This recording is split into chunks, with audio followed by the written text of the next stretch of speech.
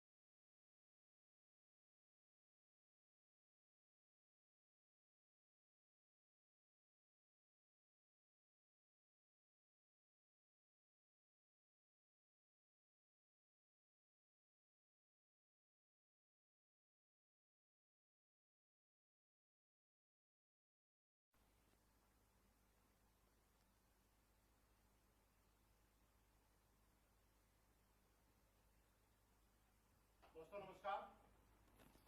दोस्तों आप सभी का हिंदुस्तान के डायरेक्ट सेलिंग के इस महा इंटरव्यू में मैं बहुत बहुत स्वागत करता हूं।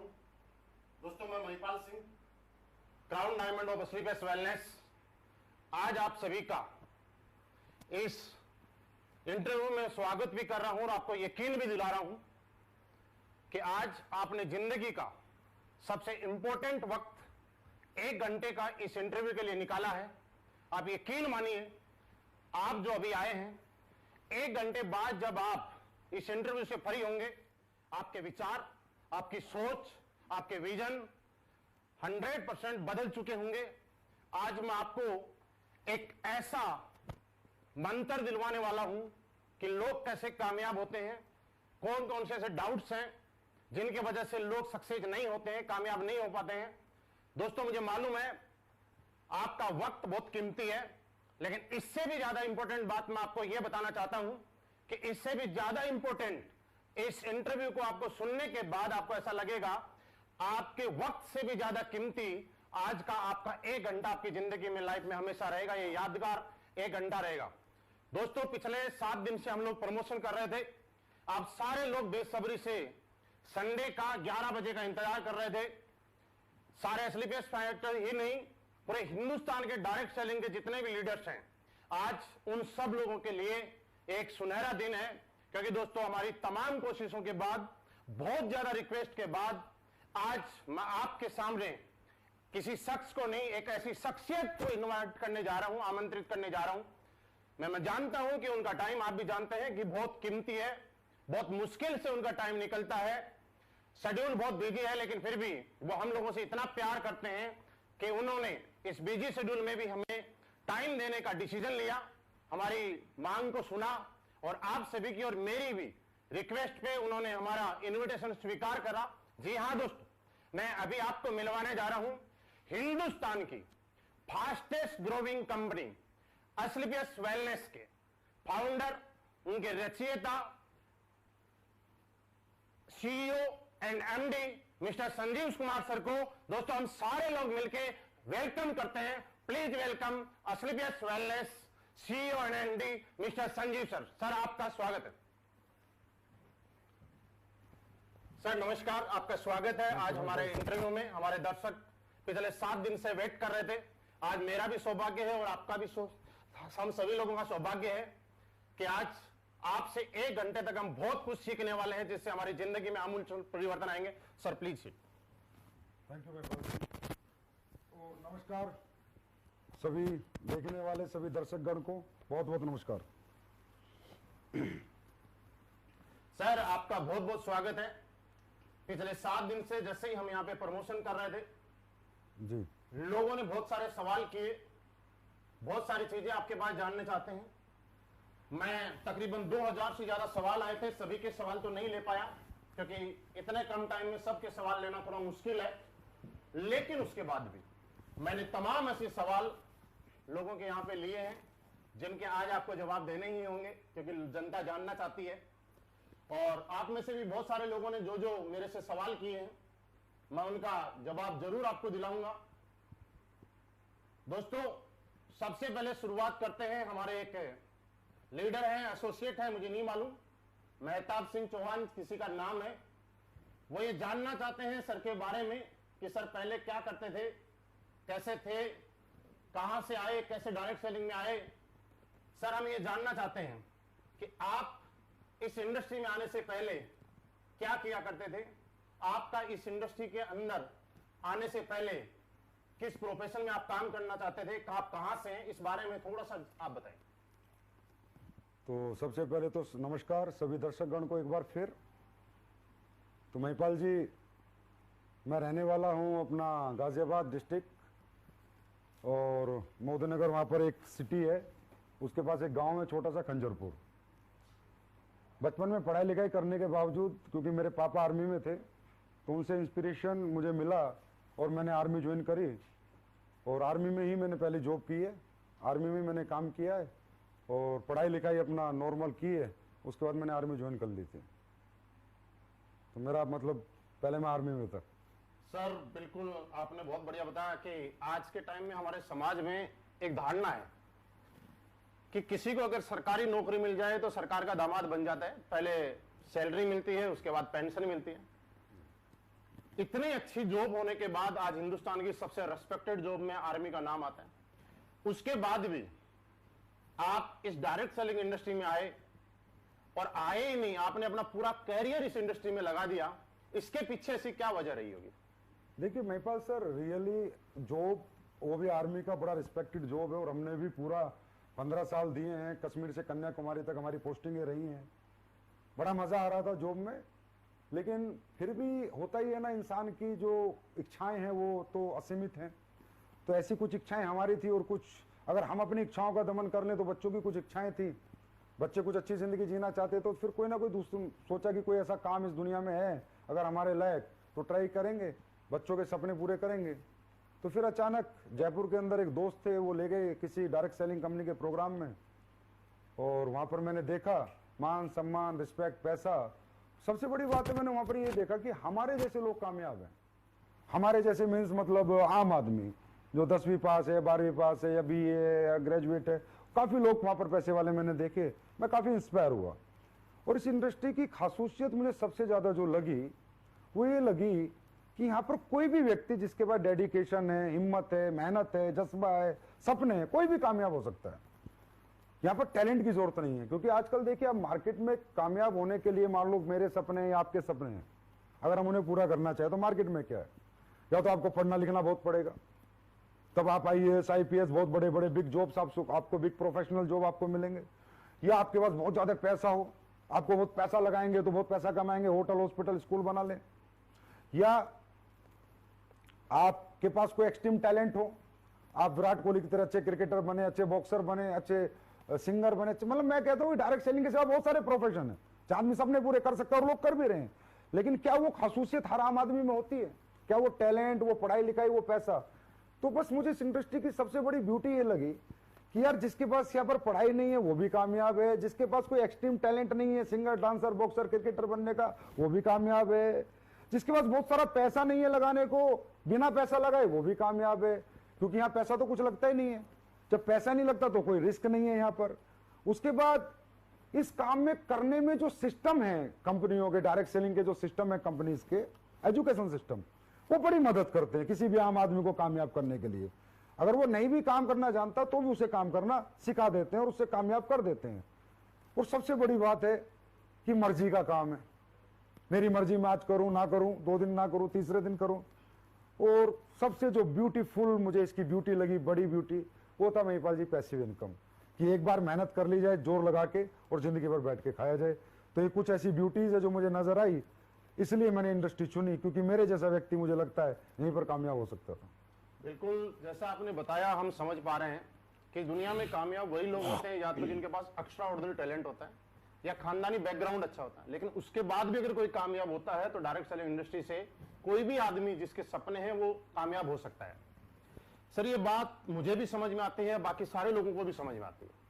और इसी से रिलेटेड 1-2 लोगों ने सवाल किया है, जिनका नाम है अमित शंकर, PM पटेल। ये बात ये पूछते हैं कि सर ये पावर हमें और आप सबको समझ में आती है, लेकिन आज हमारा समाज और लोग, आम लोग इस इंडस्ट्री को लेकर नेगेटिव क्यों है? बहुत बढ़िया। क्या नाम बताया आपने जिन्होंने सवाल पूछा? अमित शंकर है, एक PM पटेल है। तो अमित शंकर जी, PM पटेल जी, आपका सवाल बहुत जेन्युइन है और बहुत रियल सवाल है, और इस सवाल का जवाब अपने अपने एक्सपीरियंस के अनुसार हर व्यक्ति अपने अनुसार देगा। लेकिन जो मैंने सीखा है अपने इस जीवन में, जो समझा है डायरेक्ट सेलिंग में, वो ये है कि अगर समाज किसी चीज के प्रति नेगेटिव है तो 100% वहां कुछ तो नेगेटिव रहा होगा। क्योंकि मुझे जीवन में ये सिखाया गया है, या मैंने अपने जीवन के एक्सपीरियंस से अपनी उम्र में ये देखा है, इस उम्र में, कि समाज इंसान को बनाता है और समाज इंसान को गिराता है। अगर समाज किसी सरकार के प्रति पॉजिटिव है तो वहां सरकार बना देता है, और समाज अगर किसी सरकार के प्रति नेगेटिव है तो सरकार को गिरा देता है। अल्टीमेटली हर कामयाबी की जो वजह है, हर सक्सेस की जो वजह है, वो समाज है। समाज चाहे तो कोई स्कूल चला देता है, समाज चाहे तो फ्लॉप कर देता है। समाज चाहे तो किसी फिल्म को हिट कर देता है, समाज चाहे तो फ्लॉप कर देता है। इसका मतलब सब कुछ तो समाज ही है। अब समाज डायरेक्ट सेलिंग को लेकर नेगेटिव है, आप बिल्कुल अपनी जगह सही हैं और सही कह भी रहे हैं। तो मुझे ऐसा लगता है कि डायरेक्ट सेलिंग ने कुछ ना कुछ तो ऐसा होता होगा कि जिससे लोग नेगेटिव हैं। तो महिपाल जी, उसके लिए एक छोटी सी मैं अपना एक्सपीरियंस शेयर करना चाहूंगा। Yes sir. डायरेक्ट सेलिंग जो बिजनेस है महिपाल जी, इसको लोग सोचते हैं कि ये कुछ अलग बिजनेस है। ये ऐसा कुछ भी नहीं है। ये समाज क्यों नेगेटिव है, इसका आपके इस क्वेश्चन का आंसर मेरी थोड़ा सा डायरेक्ट सेलिंग के एक्सपीरियंस में नॉलेज शेयर करूंगा तो आपको अपने आप ही मिल जाएगा। डायरेक्ट सेलिंग इंडस्ट्री जो है, ये कोई स्पेशल इंडस्ट्री नहीं है, कुछ अलग नहीं है। ये बेचने का एक तरीका है, एडवांस वर्जन ऑफ सेलिंग। जैसे दुनिया में पहले कैसे बिकता था, एक आदमी दुकान खोलता था, सुबह आता था, अभी भी खोलते हैं, 12 घंटे अपनी दुकान के अंदर आके माल बेच के निकल जाता था। उसी गली उसी मोहल्ले में बिकता था जहां उसकी दुकान थी। फिर किसी व्यक्ति ने एक एडवांस आइडिया, एडवांस वर्जन लाया फ्रेंचाइजी कॉन्सेप्ट का। फ्रेंचाइजी कॉन्सेप्ट, फ्रेंचाइजियां खोल खोल के एक आदमी ने एक जगह से पूरी दुनिया में फ्रेंचाइजियां खोल दी। पूरी दुनिया में फ्रेंचाइजियां खोल दी तो उसका माल एक जगह बैठ के पूरी दुनिया में बिकने लगा। फिर एक आदमी आइडिया लाया कि यार मैन टू मैन सेलिंग भी हो सकती है, मैन टू मैन भी आदमी प्रोडक्ट बेच सकता है, मैन टू मैन भी आदमी चीजों को प्रमोट कर सकता है। तो इसे कहते हैं direct selling, man to man selling. तो ये जो मैन टू मैन सेलिंग है, इसका वर्जन है, इसका स्वरूप है डायरेक्ट सेलिंग। अब जिस आदमी ने बनाया, उसने किस लिए बनाया था? उसने महिपाल जी इसलिए बनाया था, प्रोडक्ट की वजह से बनाया था। प्रोडक्ट बेचने के लिए बनाया था, कुछ ऐसे करने के लिए नहीं बनाया कि भाई कुछ भी बेचो, हवा बेचो। क्योंकि फ्रेंचाइजी से क्या बिकता है? प्रोडक्ट। दुकान से क्या बिकता है? प्रोडक्ट। डायरेक्ट सेलिंग में क्या बिकता है? प्रोडक्ट। तो उसने एक इंडस्ट्री बनाई कि जहां पर एक आदमी एक प्रोडक्ट खरीदेगा, अगर उसको प्रोडक्ट अच्छा लगेगा तो उसको शेयर करेगा, ना कि बेचेगा।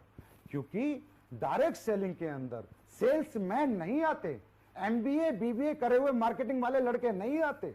डायरेक्ट सेलिंग में समाज का एक आम आदमी आता है।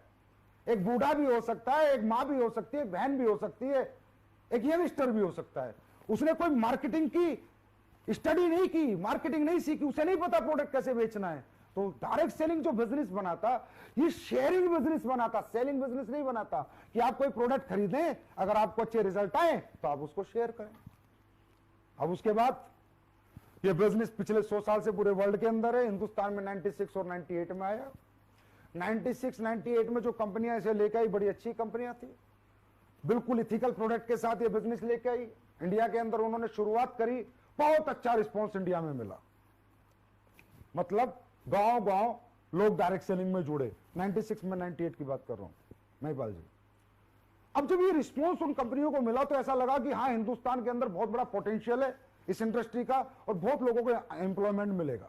लेकिन आपको पता है कि हर असली चीज के साथ एक नकली चीज साथ में आती है। Yes sir. हर ओरिजिनल के साथ डुप्लीकेट वर्जन जरूर आता ही आता है। तो जो ओरिजिनल स्वरूप वो लोग लेके आए कंपनी में, अगर आपको वो नाम नहीं लेना चाहूंगा, 2 कंपनी इंडिया की थी, एक इंडिया की एक बाहर की, जिन्होंने इथिकल डायरेक्ट सेलिंग को जन्म दिया अच्छे प्रोडक्ट के साथ। अब जब लोगों ने देखा कि इन कंपनियों की इतना पोटेंशियल है, इन कंपनियों में इतने लोग जुड़ने लग गए, एकदम आतंक मच गया, क्या धंधा आ गया, पैसे कमाने का धंधा आ गया, तो फिर डुप्लीकेट लोग मार्केट में आए। और डुप्लीकेट लोगों ने एक चीज देखी, एक उन्होंने आइडिया लिया, या कह सकते हो मार्केट का सर्वे किया कि हिंदुस्तान में तो पैसा कमाने का तरीका दे दो तो ही लोग जुड़ जाते हैं।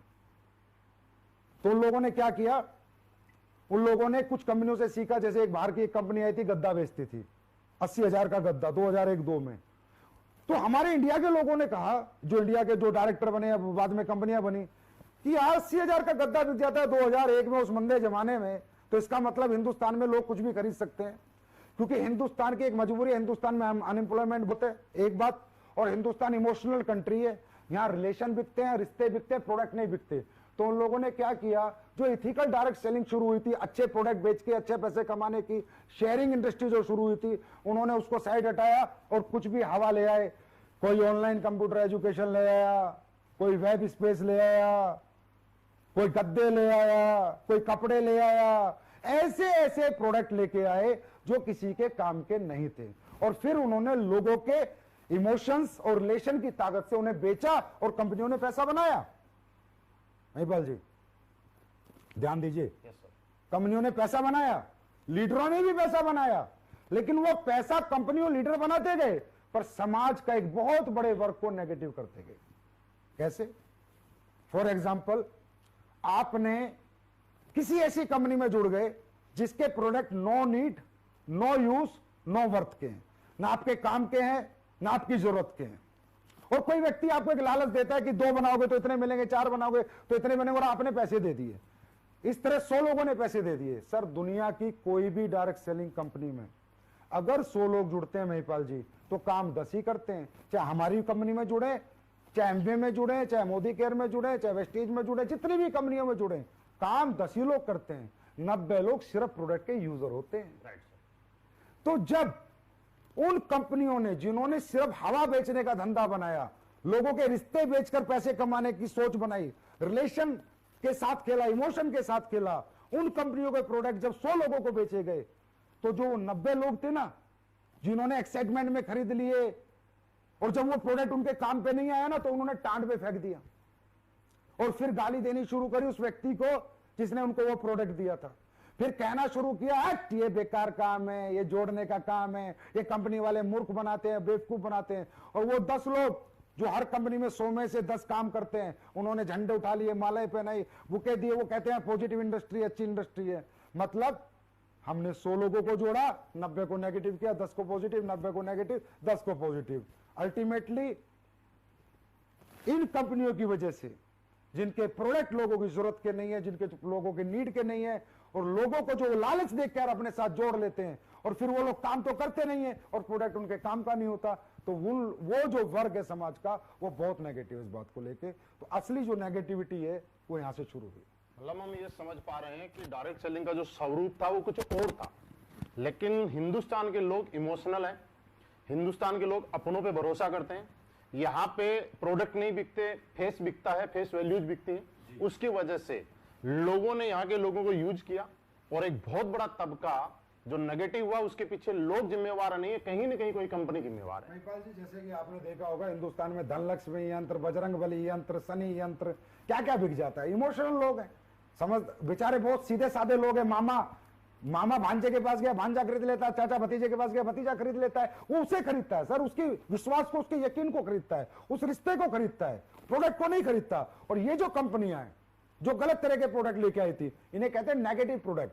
अभी नेगेटिव प्रोडक्ट की एक लिस्ट है, जो नेगेटिव प्रोडक्ट लेके आई थी, उन्होंने ये रिश्तों से खेला। और इस तरह क्या हुआ कि 100 लोग अगर किसी कंपनी में जुड़े तो 90 नेगेटिव हैं। और सर ये 20 साल से ये काम चल रहा है, तो आप ये मान लीजिए कि समाज का हर एक आदमी किसी ना किसी कंपनी का जला हुआ है।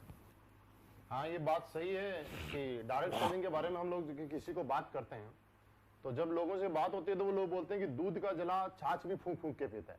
लेकिन यहाँ तो छाछ के जले हुए बैठे हैं, वो क्या फूंक के पिए। लेकिन आगे मैं बात बढ़ाते हुए आपसे पूछना चाहूंगा, जैसा आप बोल रहे थे कि मार्केट नेगेटिव नहीं था, लोग समाज नेगेटिव नहीं था, कुछ नेगेटिव प्रोडक्ट्स थे जो no need, no worth, no use के थे, जिसकी वजह से मार्केट में नेगेटिविटी आई। तो अगर इतने नेगेटिव प्रोडक्ट हैं तो फिर ऐसी कंपनियां मार्केट में क्यों चल रही है, वजह क्या है इसकी? अब ये बहुत अच्छा क्वेश्चन है। मुझसे भी कई लोग बोलते हैं कि सर आप बात करते हो इन कंपनियों के बारे में, इस तरह से बताते हो कि इथिकल डायरेक्ट सेलिंग नहीं करते, लीगल नहीं है।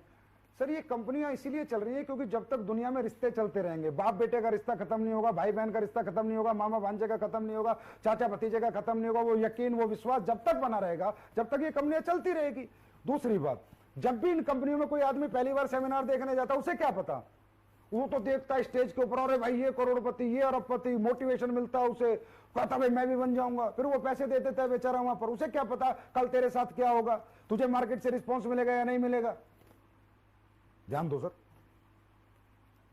उसे नहीं पता ना मार्केट से कल रिस्पॉन्स मिलेगा या नहीं मिलेगा, कल तेरे साथ क्या होगा। तो वो व्यक्ति वो उनके मोटिवेशन के जंजाल में फंस के वहां पर घुस जाता है और पहली बार होता है। देखिए सर, मैं एक बात बताना चाहता हूं और जितने लोग सुन रहे हैं इस बात को बड़ा ध्यान से सुने। जो भूखा आदमी होता है ना, यहां पर कौन आते हैं डायरेक्ट सेलिंग में, कौन आते हैं? Middle class, lower middle class, upper middle class. ये सब भूखे होते हैं, इनके पास सपने होते हैं। इन्हें किसी भी कंपनी का पहली बार जिंदगी में जो प्रोग्राम देखते हैं ना, ये उससे इंस्पायर होकर जुड़ जाते हैं। भूखे आदमी को आप कच्ची रोटी दे दो, पकी हुई रोटी दे दो, आधी पकी कच्ची दे दो, बेचारा खा लेता है। लेकिन जब समझदारी आती है तो समझ में आता है कि ये 5-6 साल ये जो तूने मोटिवेशन के चक्कर में निकाले, ये जो इन कंपनियों के चक्कर में निकाले, ये आडंबर में निकाले, फिर वो बहुत लेट हो जाता है। और वो एक कहावत है, when you understand the game of your life you are too old to play. वो 5-6 साल उसके बर्बाद हो जाते हैं। तो ये एक बहुत बड़ा रीजन है कि पहली बार लोग आते हैं और इस मोटिवेशन के जंजाल में फंस के बाद में जब तक उन्हें बेचारों को समझ आती है तब तक समय उनका बीत चुका होता है। मतलब ये समझ सकते हैं कि आज से पहले जो भी कंपनियां खोली गई वो कहीं किसी प्रिंसिपल किसी इथिक्स पे नहीं आई। मैक्सिमम कंपनी, मैं सबकी बात नहीं कर रहा हूँ, कुछ कंपनियां जिन्होंने मार्केट को नेगेटिव करने का काम किया। आपने कुछ कंपनियों के बारे में भाई नेम भी बताया जो आज अच्छा काम कर रही हैं, जिनकी मार्केट में आज रिस्पेक्ट भी है। जो कंपनियां जैसा बता रहे हैं अपने पैसे बनाने के चक्कर में लालच के अंदर यहाँ पे आई। लेकिन सर यहाँ पे किसी का एक सवाल है और बहुत ही खूबसूरत सवाल है, हो सकता है आपको खूबसूरत लगे या ना लगे। उनका सवाल ये है कि पहले आप असलीपियस वेलनेस से पहले किसी कंपनी में काम किया करते थे, मतलब डायरेक्ट सेलिंग किया करते थे, उसके बाद आपके मन में असलीपियस वेलनेस खोलने का विचार आया, कहीं इसके पीछे भी कोई ऐसी वजह तो नहीं रही कि आपका मन में भी पैसे बनाने का मकसद हो या लालच कहीं आपके मन में जाग गया हो, तो उसकी वजह से आपने डायरेक्ट सेलिंग को छोड़कर कंपनी खोलने का डिसीजन ले लिया? इसमें ना महिपाल जी एक सवाल मेरे पास भी आया था। वो सवाल ये था कि सर डायरेक्ट सेलिंग में लोग बहुत पैसे कमा लेते हैं, मर्सिडीज फरारी ले लेते हैं, लेकिन उसके बावजूद भी उनकी सोशल रिस्पेक्ट नहीं होती। तो वहां से मेरी कहानी वहीं से मैच होती है। तो मैं उन लोगों को जवाब देना चाहता हूं, बिल्कुल सही बात है कि डायरेक्ट सेलिंग के लीडर की सोशल रिस्पेक्ट नहीं है, जबकि होनी चाहिए। क्योंकि जो काम डायरेक्ट सेलिंग के लीडर करते हैं, लोगों को कामयाब करते हैं, लोगों को नॉलेज देते हैं, टैलेंट देते हैं, मोटिवेट करके रखते हैं, नाकामयाब को कामयाब बनाते हैं। मैं तो ये कहूंगा डायरेक्ट सेलिंग का लीडर से बड़ा धर्मात्मा इस धरती के ऊपर दोस्तों कोई नहीं है, चाहे वो किसी भी कंपनी का डायरेक्ट सेलर हो। क्योंकि भैया दान करना एक दिन कर सकते हो, अनाथ आश्रम में एक दिन दान कर सकते हो, मंदिर में एक दिन दान कर सकते हो, मस्जिद में एक दिन दान कर सकते हो, लेकिन दुनिया का सर्वोपरि दान है किसी नाकामयाब को कामयाब करना, और ये डायरेक्ट सेलिंग के लीडर्स करते हैं। तो क्या इनको सोशल रिस्पेक्ट मिलनी चाहिए, नहीं मिलनी चाहिए? तो आवाज आती है मिलनी चाहिए। क्या मिलती है? बिल्कुल नहीं मिलती। फिर मैं वही कहूंगा क्यों नहीं मिलती। एक लड़के ने एक बिजनेस शुरू किया अपने गांव से। आदमी पहले कहां जाता है? रिश्तेदार और गांव वालों के पास जाता है जब भी किसी कंपनी में जुड़ता है। और तो उसे ऐसा तो नहीं रोड चलते को किसी को प्लान दे देगा। अब जब वो उनके पास जाता है वो उसकी भरोसे में बात मान के विश्वास करके पैसे दे देते हैं उसे, रिश्तेदार भी और सारे गांव वाले भी। अब अगर वो किसी गलत कंपनी के साथ ज्वाइन है, जिसने हवा बेची है, जो प्रोडक्ट के नाम पर पागल बना रही है, जो अपॉर्चुनिटी सेलिंग जो चलता है आज मार्केट में, अपॉर्चुनिटी सेलिंग, साला मुझे आज तक ये समझ में what is the bloody opportunity selling? Opportunity selling होता क्या है? ये हवा कहां बिकती है? अगर ये हवा बिकती तो Reliance, Ambani, Tata, Birla, Apple, Samsung, LG ये क्यों नहीं बेच रहे? ये क्यों 24 घंटे प्रोडक्ट की आर&डी पे लगे रहते हैं? क्यों प्रोडक्ट पे फोकस करते हैं? रोज एडवांस वर्जन ऑफ प्रोडक्ट बनाते हैं, दिन रात मेहनत करते हैं, इतनी हजारों लाखों फैक्ट्रियां लगाते हैं। लेकिन डायरेक्ट सेलिंग की कुछ कंपनियों में बड़ा मजेदार एक डायलॉग है, अपॉर्चुनिटी सेलिंग। अरे भाई क्या होती है अपॉर्चुनिटी सेलिंग? मुझे आज तक समझ नहीं आया। तो वो अपॉर्चुनिटी सेलिंग वाली कंपनियों में जो बच्चा फंस जाता है, फिर वो अपने गांव को जोड़ देता है, अपने रिश्तेदारों को जोड़ देता है, वो 100 लोगों को जोड़ता है महिपाल जी, वो 10 लोग काम करते हैं, 90 लोग नेगेटिव हो जाते हैं। अब जब वो बच्चा BMW फरारी लेके आता है और अपने मामा के घर के आगे से निकलता है ना, तो सगा मामा बोलता है, भांजे नहीं मिला था लूटने के लिए। सगी बुआ बोलती है, भतीजे मुझे ही 15,000 डुबा के, 20,000 डुबो के, 10,000 डुबो के, 500 रुपए कमा के, 1000 रुपए कमा के तूने मेरा नुकसान करना था। ये गाड़ी है ना, तूने मेहनत से नहीं ली, लोगों को लूट कर ली है। और रियली वो कंपनियां, उनके प्रोडक्ट जो इस तरह के बेचती हैं, वो रियली लोगों के रिश्तों से खिलवाड़ करके लोगों को लूट रही है। अब ये बताइए, जब साला रिश्तेदार ही हमारे खिलाफ हो गए, जब हमारे गांव के हमारे खिलाफ हो गए, तो भाई साहब सोशल रिस्पेक्ट करेगा कौन? इसका एक ही कारण है, हवा बेचना, अपॉर्चुनिटी सेलिंग। जो भी लोग अपॉर्चुनिटी सेलिंग करेंगे, उनको कभी मार्केट में सोशल रिस्पेक्ट ना मिलती थी ना मिलेगी, ये मैं गारंटी देता हूं। और जो लोग ईमानदारी से अच्छे प्रोडक्ट बेच रहे हैं, जिनके प्रोडक्ट में रिजल्ट है, प्रोडक्ट गरीब आदमी के काम आ रहे हैं, गरीब आदमी रो नहीं रहा पैसे देके, पैसे लगा के उसकी आत्मा उसे बद्दुआ नहीं दे रही, उसकी आत्मा दुआ दे रही है, उनकी मैं बताता हूं महिपाल जी, इतिहास रचा स्लीपियस वेलनेस के फाइटर्स ने, लीडर्स ने। और सबको बताता हूं, अभी देख लेना 15 अगस्त आ रहा है, हमारे फाइटरों को लोग झंडा फहराने के लिए बुलाते हैं, लीडर्स को। ये है सोशल रिस्पेक्ट। क्योंकि हमने अगर 100 लोगों को प्रोडक्ट दिया है ना सर, मैं सबकी 100 आउट ऑफ 100 की बात नहीं करता, पर 80% को रिजल्ट आता है, 20% को नहीं आता, तो हम 100 में से 80 को पॉजिटिव कर रहे हैं। तो ये मुहिम हमने 6 साल पहले चलाई। और दूसरी बात, एक आखिरी बात, मैं लीडर्स आपसे बात पूछना चाहता हूं, ये जो एक डायलॉग आता है आपके सेमिनार में, कोई भी अच्छी चीज अगर आप खरीदते हो तो 4 आदमी को बताते हो, आपको पैसे नहीं आते। कोई भी अच्छी चीज आप खरीदते हो, 4 आदमी को, कोई अच्छी पिक्चर देख के आते हो, 4 आदमी को दिखाते हो, पैसे नहीं आते। अरे मेरे भाई, इसमें एक लाइन है, अच्छी चीज खरीदते हो तब 4 आदमी को बताते हो। क्या कोई गलत फिल्म देखकर, फ्लॉप फिल्म देखकर कभी 4 आदमी को लेके गए? क्या गलत स्कूल में अपने बच्चों को पढ़ाया तो उस स्कूल को प्रमोट किया? क्या गलत डॉक्टर को खुद को दिखाया, उसे प्रमोट किया? तो मेरे भाई एक बात ध्यान में रखो, ये बात, गलत चीजें प्रमोशन में नहीं होती, मैन टू मैन एडवर्टाइजमेंट अच्छी चीजों का होता है। तो ये बात भी ध्यान रखा करो कि अच्छी चीज खरीद के लाते हैं, और अच्छी चीज वो होती है जो लोगों के नीड की हो, लोगों के यूज की हो, लोगों के वर्थ की हो। सर, हम इसी के पीछे थे कि डायरेक्ट सेलिंग करते करते मेरा सवाल कुछ बीच में रह गया कि आखिर ये कंपनी खोलने के पीछे वजह क्या रही होगी? डायरेक्ट सेलिंग करते करते मेरी अच्छी खासी टीम थी जिस भी कंपनी में मैं काम करता था, लेकिन मैंने पैसे कमाए थे, मैंने गाड़ी भी ली, मैंने बंगला भी लिया, मेरे पास अचीवमेंट भी थी, क्योंकि समझ सकते हो तो मैं एक्स्ट्राऑर्डिनरी टैलेंट नहीं कहूंगा, मेहनत है मेरी। लेकिन जो लोग मेरे साथ थे ना, उनका सक्सेस रेशियो बहुत कम था। मान लो मेरे पास 20,000 लोग थे ना, तो उसमें मात्र 20 ही आदमी पैसे कमा रहे थे। ओके। तो जब नीचे वाले बच्चे पैसे नहीं कमा रहे थे और जो उनकी हाँ लगती थी ना, कोई कमरा लेके कहीं पड़ा है, कोई कमरा ले, एक लड़का था, मैं नाम नहीं बताऊंगा, तो उस लड़के ने मुझे फोन किया कि गुरुजी मैं कमरा लेके रहता हूं और जो मैं प्रोडक्ट बेचता हूं लोग मेरे मुंह पे फेंक के चले जाते हैं, और मेरे को 5 साल हो गए, मैं अभी तक कुछ नहीं कमा पाया। तो वो चीज मुझे दर्द दिया, एक बात। दूसरी बात, जिन लोगों को मैंने प्रोडक्ट बेचे थे, जहां भी मैं काम करता था, मैंने बीमेल में बहुत बेचे थे, तो जिन लोगों ने मुझसे बीमेल, उनमें मेरे चाचा, फूफा, मामा, रिश्तेदार, साला, साली, बहुत लोग थे। तो जब उनकी 4 साल हुए और वो पैसा लेने गए, 60,000 उन्होंने जमा करा, तो उन्हें 30,000 रुपए मिले। 60,000 के 30,000? 30,000, क्योंकि नेगेटिव प्रोडक्ट था ये, मान लो आप। ऐसी पॉलिसियां थी जो किसी काम की नहीं थी, सिर्फ हवा बेची थी हमने। तो अब जब हम गाड़ी वाले बन गए, बंगले वाले भी बन गए, तो जिस गली से निकलते हमारे रिश्तेदार बोलते अबे हमें लूट के तूने गाड़ी ले ली, हमें बर्बाद करके हमारे 30,000 डुबो के हरामजादे तू आज बंगले में घूम रहा है, अगर तुझे 1,000 रुपए चाहिए तो भीख मांग लेता। तो उन चीजों से मैं इतना निराश हो गया, इतना हताश हो गया। एक तो लोग नाकामयाब, मेरे साथ 20-30 हजार लोग थे, उनमें बहुत कम कामयाब। एक जो मैंने कमाया तो नाम नहीं कमाया, सम्मान नहीं कमाया, पैसा आया लेकिन सोशल रिस्पेक्ट मेरी गायब हो गई। ये सोच के महिपाल जी आपको अगर मैं सही बताऊं तो मैंने तो काम ही छोड़ दिया था। मैंने डायरेक्ट सेलिंग को 2000 आई थिंक 12-13 में रिजाइन ही कर दिया था, 12 में। मतलब इस इंडस्ट्री से आप आउट हो गए थे? हाँ, हमेशा के लिए। मैं आपको रियल बताऊं, मैं मतलब मेरा दिल उब गया, मैं कहा साला ये घटिया काम नहीं करना। क्योंकि हमें ना पता क्या सिखाया गया था कि बुरी चीजें बेचकर ही अच्छे पैसे कमाए जा सकते हैं। वो मेरे गले से नहीं उतर रहा था। अरे भाई एप्पल भी बेच रहा है मोबाइल, सैमसंग भी एलईडी बेच के कमा रहा है, मारुति कार बेच के कमा रही है, घटिया प्रोडक्ट बेचकर ही अच्छे पैसे कमाए जा सकते हैं ना। ये बात मेरे गले नहीं उतरी तो मैंने रिजाइन ही कर दिया इस इंडस्ट्री को, और मैं 2 साल के लिए अपना निकल गया, जैसा भी मेरा वक्त गुजरा। लेकिन इस 2 साल में जो है मुझे काफी नॉलेज मिली, काफी आइडियाज मिले। क्योंकि वो कहते हैं ना डायरेक्ट सेलिंग है, काम तो छोड़ दिया 2 साल, लेकिन इतनी दूरी नहीं बना पाया कि इससे बिल्कुल टच ना रहूं।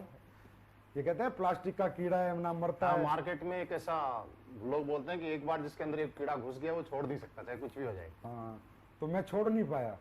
तो मैंने फॉरेन कंट्रीज में बात, यूएसए वगैरह के कुछ लोग मुझसे जुड़ गए थे, कनाडा के कुछ लीडर जुड़ गए थे, तो डिस्कशन होने लगा।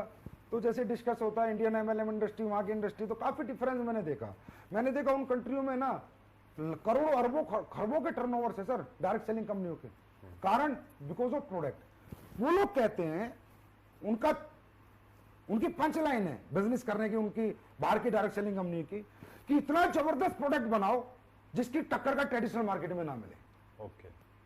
वो कहते हैं कि अगर तुम्हारी क्वालिटी ट्रेडिशनल मार्केट में मिल गई तो तुमने डायरेक्ट सेलिंग कंपनी क्यों बनाई और क्यों प्रोडक्ट बेचे। मतलब उनका प्राइमरी प्रोडक्ट सेलिंग है, अपॉर्चुनिटी भाड़ में जाए बाद में सेकेंडरी है। और आज इंडिया में अगर मैं बात करूं सबसे बड़ा टर्नओवर किसका है, एमवे का। क्यों है, प्राइमरी प्रोडक्ट सेलिंग है। 3,000 करोड़ का टर्नओवर है। ये हवा बेचने वाली कंपनी अभी तक नहीं कर पाई, ना कभी कर पाएंगे 3,000 करोड़ का। क्यों, क्योंकि उनके पास प्रोडक्ट नहीं है। तो बाहर जब मुझे ये नॉलेज मिली कि इथिकल डायरेक्ट सेलिंग करी जा सकती है अगर प्रोडक्ट आपका ऐसा हो कि जिसकी टक्कर का प्रोडक्ट ट्रेडिशनल मार्केट में ना हो, आप डंके की चोट पे अपना प्रोडक्ट बेच सको और लोगों को कह सको कि तू हमारी कंपनी से ले, बाजार में तुझे इस क्वालिटी का प्रोडक्ट नहीं। एक बार अगर उस कंपनी का प्रोडक्ट किसी ने यूज किया तो जिंदगी भर वो दीवाना हो जाए उस प्रोडक्ट का। रीपरचेज करे, बार बार हमें याद करे, जिस आदमी ने प्रोडक्ट दिया उसकी इज्जत करे, उसको रिगार्ड करे, उसको दुआएं दे, उसे बद्दुआएं ना दे। तो जब सी मुझे ये बात पता चली कि बुरी चीजें नहीं, अच्छी चीजें बेचकर भी डायरेक्ट सेलिंग हो सकती है, तब फिर मैंने विचार बनाया कि चलो भाई शुरुआत करते हैं। जैसे आपने एक अभी कहा कि सर आपके मन में लालच तो नहीं था कंपनी बनाने के पीछे, तो महिपाल जी जब मुझे नॉलेज हो गई कि भाई अच्छी प्रोडक्ट भी हैं दुनिया में, अच्छी कंपनियां भी हैं जिनके अच्छे प्रोडक्ट बेचकर आप अच्छे पैसे कमा सकते हो, और नीड के प्रोडक्ट, यूज के प्रोडक्ट, वर्क के प्रोडक्ट, तो मैंने क्या किया, आकर कंपनियां सर्च करनी शुरू करी। फॉरेन कंपनी में तो मैं काम नहीं करना चाहता था, तो मैंने इंडियन कंपनी ज्यादातर सर्च करी कि चलो यार अच्छी कंपनी में काम करते हैं। बहुत अच्छी अच्छी कंपनी इंडिया में भी, ऐसी बात नहीं है। मैंने उनके प्रोडक्ट देखे, बहुत अच्छे प्रोडक्ट मिले मुझे कुछ कंपनियों के, तो पैसा नहीं। कोई कंपनी पैसा दे रही है तो प्रोडक्ट नहीं। कहीं ना कहीं मुझे उनकी नीयत में वो चीज लगी नहीं जो होनी चाहिए, खोट कहीं ना कहीं दिखा। मतलब साला प्रोडक्ट अच्छा है तो कंडीशन इतना, कंडीशनल प्लान इतना है कि पैसा नहीं दे रहे, और पैसा दे रहे हैं तो प्रोडक्ट के नाम पे कूड़ा कचरा दे रहे हैं। तो फिर मैं हताश हो गया। मतलब इंडिया की कोई कंपनी मैंने नहीं छोड़ी, कंपनियां बहुत अच्छी हैं, लेकिन मैं कह सकता हूं मेरे विचारों पे वो खरी नहीं उतरी। तो मैंने सारी कंपनी ट्राई करी है महिपाल जी, कोई छोड़ी नहीं। मैं नेटवर्किंग करना चाहता था, मैं कंपनी कभी नहीं खोलना चाहता था। ये बात मैं सबको बता रहा हूं, मैं कभी जिंदगी में कंपनी खोलना नहीं चाहता था, क्योंकि कंपनी खोलना एक नेटवर्कर का काम ही नहीं है। मैं एक मोटिवेटर था, एक ट्रेनर था, एक लीडर था। मुझे पैसिव इनकम में जो मजा आता, किसी कंपनी में काम करके 10-20 लाख का नेटवर्क बना के जो आज मैं जिंदगी जी रहा होता, आज वो नहीं जीता। आज लाखों लायबिलिटीज मेरे ऊपर है। मैं पहले भी जानता था, इतना मैच्योर था कि कंपनी बनाना अपने आप में बहुत बड़ी जिम्मेदारी है, बहुत बड़ा प्रेशर है। आपको हर दिन हर घंटे फोकस रहना पड़ेगा। आप कभी भी कंपनी मालिक होकर पैसिव इनकम नहीं ले सकते। तो महिपाल जी मैं कंपनी नहीं बनाना चाहता था। मतलब आपका कंपनी बनाने का कोई मकसद नहीं था? बिल्कुल नहीं। ये कंपनी मैं ऐसा समझ सकता हूं कि चाहत में नहीं, मजबूरी में बनी है। मैं बताता हूं आपको, मैंने फिर एक कंपनी फाइनल करी लास्ट में कि चलो भाई इसमें काम करते हैं, सितंबर 2014 में। बस आज फाइनल करी, कल उसकी भी नियत में खोट दिखा। मतलब कहीं दिखाई नहीं कि कोई लोगों के लिए कुछ करने आ रही है, पब्लिक के लिए कुछ समर्पण के साथ आ रही है कोई कंपनी। ऐसा लग रहा है बस सब लूट का माल निकाल लो जितना निकाल सकते हो। बस फिर मैंने कहा चलो भाई ये झंडा हम ही पकड़ते हैं। लालच था, किस चीज का लालच था? जो लोग मेरे साथ जीवन लगाया था, जो नाकामयाब हो गए थे, उनको कामयाब करने का लालच था। लालच था मुझे उन लोगों के लिए जो 6-6 साल से कंपनियों में धक्के खा रहे हैं और आज उनके घर वाले कहते हैं तूने क्या घटिया प्रोफेशन चुना, और जिनको कामयाबी नाम की चीज दूर दूर तक नजर नहीं आ रही, उनको कामयाब करने का लालच था। हर दुखी नेटवर्कर जितना था इंडिया में, उसको सुखी करने का, हर नाकामयाब नेटवर्कर को कामयाब करने का लालच मुझ में कल भी था, आज भी और हमेशा रहेगा। और इसी लालच ने कंपनी खुलवाई, क्योंकि मैंने ये सोचा कि संजीव कुमार, जब तेरे जैसे टैलेंट को कोई प्लेटफॉर्म अच्छा नहीं लग रहा, तो हजारों लाखों लोग तेरी तरह तड़पे हुए हैं जिन्हें एक अच्छे प्लेटफॉर्म की तलाश होगी, अच्छे इथिक्स, अच्छे प्रिंसिपल, अच्छे प्रोडक्ट, अच्छे प्लान की तलाश होगी। तब मैंने झंडा उठाया और 6 साल से आप लोगों के साथ लेके चल रहा हूं। आपने जो बताया उसके अकॉर्डिंग ये इसको लालच तो हम नहीं बोल सकते, हम ये बोल सकते हैं कि लोगों के बारे में आपने सोचा और आपके मन में ऐसा हुआ कि खुद क्या कमाना, कामयाबी तो रियल वो है कि अपने साथ आए हुए लोग आगे बढ़े, उसके वजह से आपने ये डिसीजन लिया। ये दुनिया देख रही है अभी। बिल्कुल सर, ऐसा है। एक सवाल सर है कि इतना आपने रिसर्च किया, तकरीबन आप बता रहे हो कि 1.5-2 साल आपने गैप दिया, उसके बाद रिसर्च किया, आपको कोई कंपनी अच्छी नहीं मिली, कुछ कमी कहीं मिली, कहीं कमी कुछ मिली, उसके बाद भी आपने कंपनी खोलने का रिसर्च किया। मुद्दा यह है कि इतना रिसर्च करने के बाद ऐसा कौन सी खासियत और वजह दिखाई दी जिसकी वजह से आपने वेलनेस इंडस्ट्री का चुनाव किया, और वेलनेस इंडस्ट्री में भी खासकर आयुर्वेदा को चुना? इसके पीछे की कोई वजह? इसके पीछे की वजह ये है कि जब मैं रिसर्च कर रहा था, 2 साल का जो मेरा गैप था, और जो मैंने कहा यूएसए वगैरह, कनाडा वगैरह, जापान वगैरह, जिन भी लोगों से, लीडरों से मैं टच में था, तो जब मैं उनसे बात करता भी तुम्हारे यहाँ सबसे टॉप में कौन सी कंपनी से, तो कहते sir wellness company, wellness industry. क्योंकि वेलनेस इंडस्ट्री आने वाले समय की $1 ट्रिलियन इंडस्ट्री है, because of life style disease. आज लाइफ स्टाइल डिजीज आप देख रहे हो, बोलबाला है उनका, शुगर वुगर, बीपी, हार्ट अटैक, ये सब चीजें। तो ये लाइफ स्टाइल डिजीज है, इसका सोल्यूशन किसके पास है? ओनली वेलनेस इंडस्ट्री के पास है, और किसी के पास इसका सोल्यूशन नहीं है।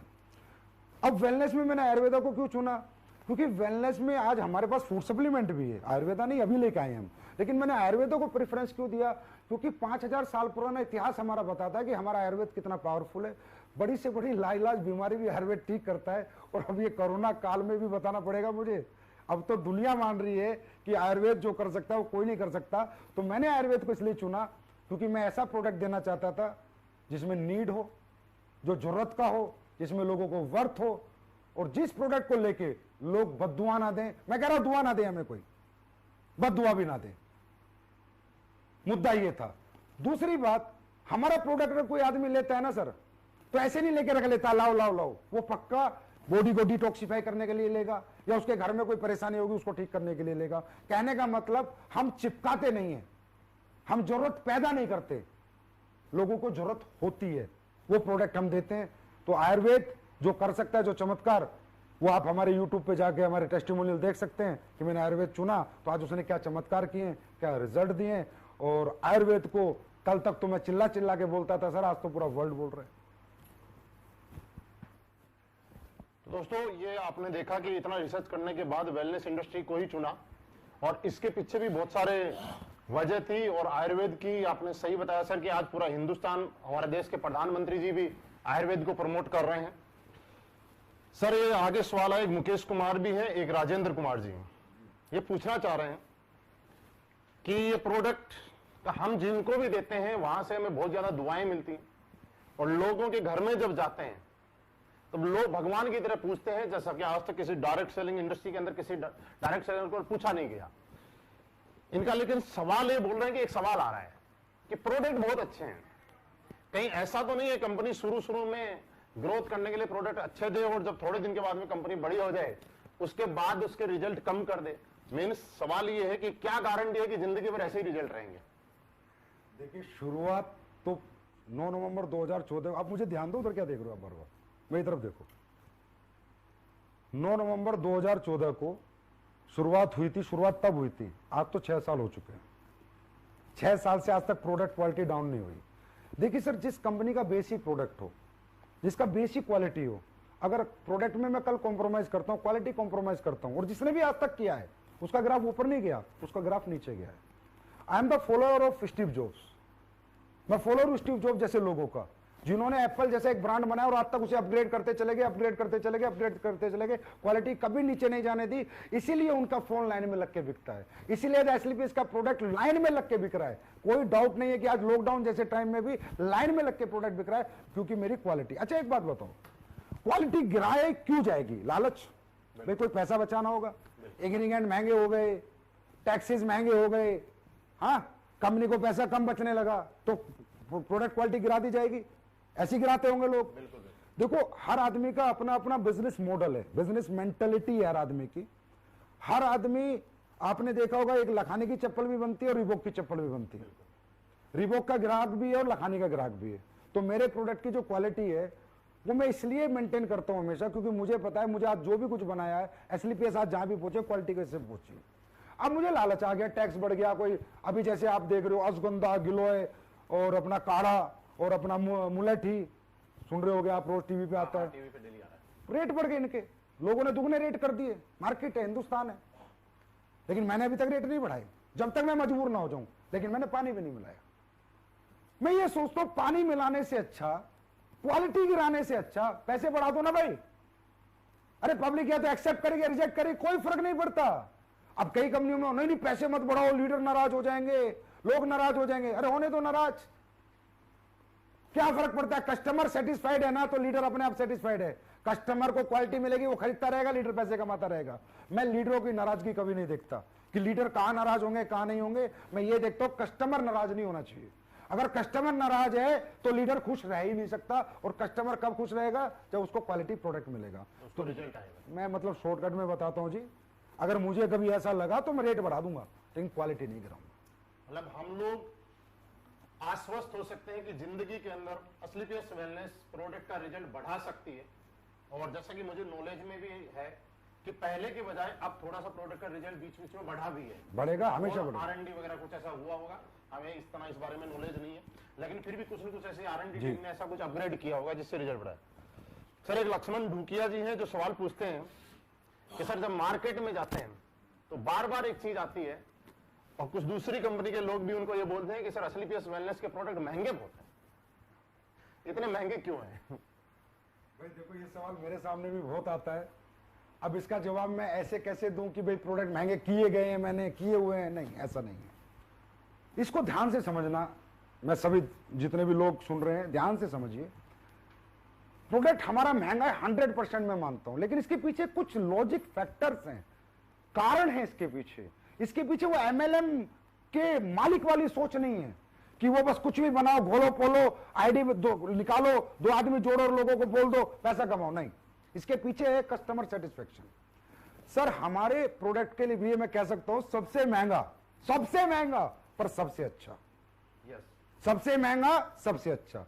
ये महंगा क्यों बनता है? इसके पीछे रीजन लोग जानना चाहेंगे, जानिए आप लोग, और आप लोग इसे सर्च करेंगे। आजकल गूगल बाबा है सारी नॉलेज देने के लिए। हर प्रोडक्ट में एक रॉ मटेरियल डलता है। अब रॉ मटेरियल की सोर्सिंग सबकी अलग अलग है। कोई एक्सट्रैक्ट से ही प्रोडक्ट बनाते हैं, एक्सट्रैक्ट खरीदते हैं। मान लो एक एग्जांपल देता हूं, अश्वगंधा का एक्सट्रैक्ट अगर आप 1 किलो खरीदोगे महिपाल जी तो 1200 रुपए किलो मिलेगा। 1200 रुपए किलो एक्सट्रैक्ट। रेशो मिलेगा 4:1, मतलब 4 kg अश्वगंधा का 1 kg एक्सट्रैक्ट है, 1 किलो एक्सट्रैक्ट है, और वो आपको कह रहा है जी 1200 रुपए में। ठीक है। और अगर आप अश्वगंधा को जड़ से खरीद के लाओगे तो रेट है 700 रुपए। अच्छा, 700 जड़ का। वो कह रहा है जी 250 रुपए होना चाहिए। मैंने 700 रुपए का पाउडर बनाया है और मैं 1200 में दे रहा हूं। 2800 रुपए का 4 किलो का, 700 × 4 किलो 2800, और मैं 1200 कैसे दे रहा भाई? या तो बैंगन की जड़ मिला रहा है, या उल्टी सीधी चीजें मिला रहा है, भूसा मिला रहा है, और अश्वगंधा का पाउडर दे रहा है। अब जो कंपनी प्रोडक्ट बनाती है उन्हें मजा आ रहा है, उन्हें 1200 रुपए किलो का अश्वगंधा मिलता है, डीएम वाटर मिलता है, बनाती हैं, प्रोसेसिंग करती है, बोतल भरती है, भेज देती है बाजार में। अश्वगंधा है नहीं, उसका नाम है। नहीं, अश्वगंधा है पर बहुत नाम आधी मात्रा में, मिलावटी, आधी से भी कम मात्रा में मिलावटी। एक्सट्रैक्ट। हम लोग एक्सट्रैक्ट यूज नहीं करते। ओके, सबसे पहले हमारा प्रोडक्ट इसलिए महंगा होता है। कोई भी व्यक्ति हमारे फैक्ट्री में जाए, जयपुर में फैक्ट्री है, जाके देखे, हम एक्सट्रैक्ट यूज नहीं करते, हम रो हब्स यूज करते हैं। अब रो हब्स जो लोगों को 1200 में मिल रही है, जितनी भी कंपनी काम कर रही है सबको 1200 में मिल रही है, मुझे 2800 में मिल रही है। मेरा आंवला है, मेरा आंवला मध्य प्रदेश जंगलात से आता है। जंगली आंवला मैं यूज करता हूं। मैं ये आंवला जो आपका बाजार में बिकता है यूज नहीं करता, मैं जंगली आंवला यूज करता हूं। बाजार का आंवला 100 रुपए किलो है तो जंगली आंवला 400 रुपए किलो है। जिनसिंग है, जिनसिंग आप फैक्ट्री में किसी को भी भेजिए, अचानक भेजिए, अकस्मात भेजिए, किसी को भी बोला जाके निरीक्षण कर छापा मारे स्लीपेज की फैक्ट्री पे। एक कोरिया की जिनसिंग है जो 2500 रुपए किलो आती है, एक चाइना की जिनसिंग है, एक एग्जाम्पल है रेट का, 1000 रुपए किलो आती है। हम कोरिया की जिनसिंग यूज करते हैं। लेकिन दोनों है जिनसिंग, दोनों जिनसिंग है। स्पैरुलिना है, हमारा ओरिजिनल स्पैरुलिना, चाइना का स्पैरुलिना जो आता है ना सर, 1000 रुपए किलो है, हम यूज करेंगे वो 5000 रुपए किलो के। एक एग्जाम्पल से बता रहा हूं।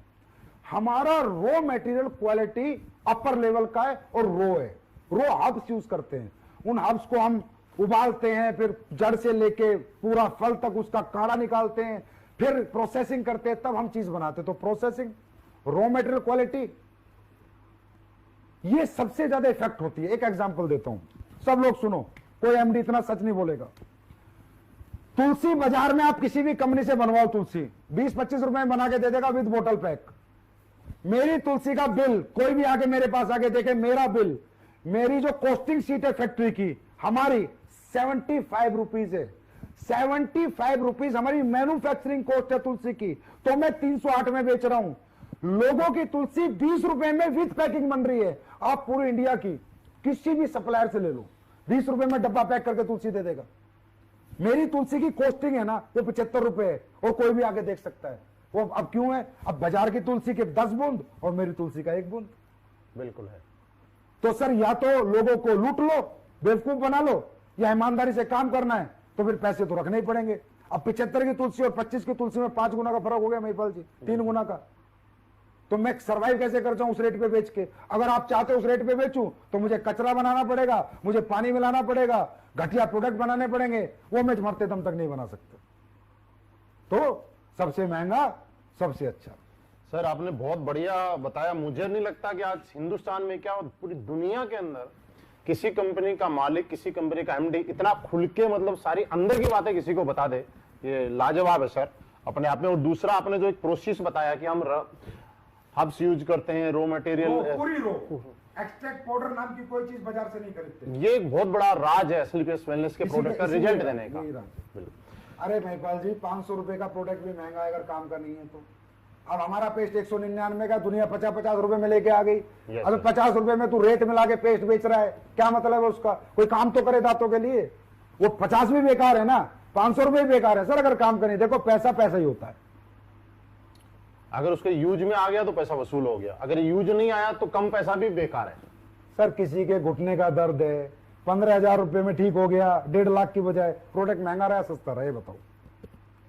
किसी का हार्ट का ब्लॉकेज खुल गया, 20,000 रुपए के हमारे प्रोडक्ट लेके, प्रोडक्ट महंगा रहा सस्ता रहा? बहुत सस्ता रहा। किसी का 90% लीवर खत्म है, वो हमारे प्रोडक्ट से लीवोडॉग से ठीक हो गया, प्रोडक्ट महंगा रहा सस्ता रहा? सस्ता। अगर देखा जाए तो दुनिया का सबसे सस्ता प्रोडक्ट है ना वो स्लीपेज के पास है, जो लाखों का काम मात्र चंद रुपयों में लोगों का हो जाता है। तो दुनिया का सबसे अच्छा और लोगों के लिए सबसे सस्ता प्रोडक्ट अगर मैं कहूं तो स्लीपेज के पास है। आंकने का तरीका एमआरपी नहीं है, आंकने का तरीका रिजल्ट है। रिजल्ट है। एमआरपी से आंकोगे तो भैया फिर तो कुछ भी कचरा खरीद लो, मार्केट में रोज लोग आ रहे हैं कुछ ना कुछ बना के ला। बिल्कुल सर। एक मनीष महिला जी हैं जो ये पूछना चाह रहे हैं कि हम डॉक्टर्स नहीं है ना, हमारे पास डॉक्टरी का कोई लाइसेंस है, क्या बिना लाइसेंस के हम इस प्रोडक्ट को प्रमोट कर सकते हैं? बिल्कुल बेच सकते हो, धुआंधार बेच सकते हो। ओटीसी प्रोडक्ट होते हैं, ओवर टू काउंटर प्रोडक्ट 2 तरह के होते हैं। प्रिस्क्रिप्शन ड्रग्स होती है, प्रिस्क्रिप्शन मेडिसिन होती है, ओटीसी होती है। जैसे विको वज्रदंती बाजार में आप खरीदने जाओगे तो उस पर भी सेफ आयुर्वेदिक प्रोप्राइटरी मेडिसिन मिलेगा, जिसे हर परचून का दुकानदार बेच रहा है। अब परचून का दुकानदार डॉक्टर तो नहीं है।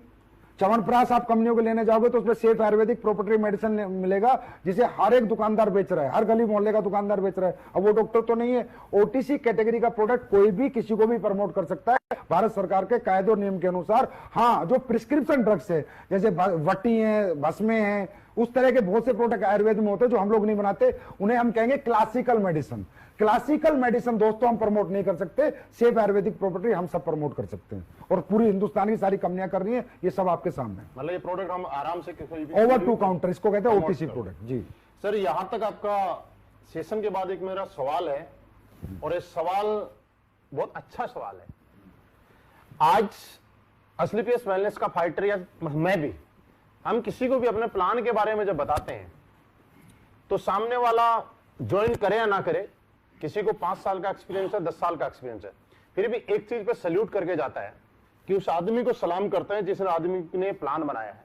मतलब लोग बहुत ज्यादा इंप्रेस हैं इस प्लान को, और वो एक चीज बोलते हैं कि ये प्लान नहीं है, ये हिंदुस्तान डायरेक्ट सेलिंग की कंपनियों का निचोड़ का एक प्लान है। मैं ये जानना चाहता हूं इस प्लान का आइडिया आपके दिमाग में कैसे आया?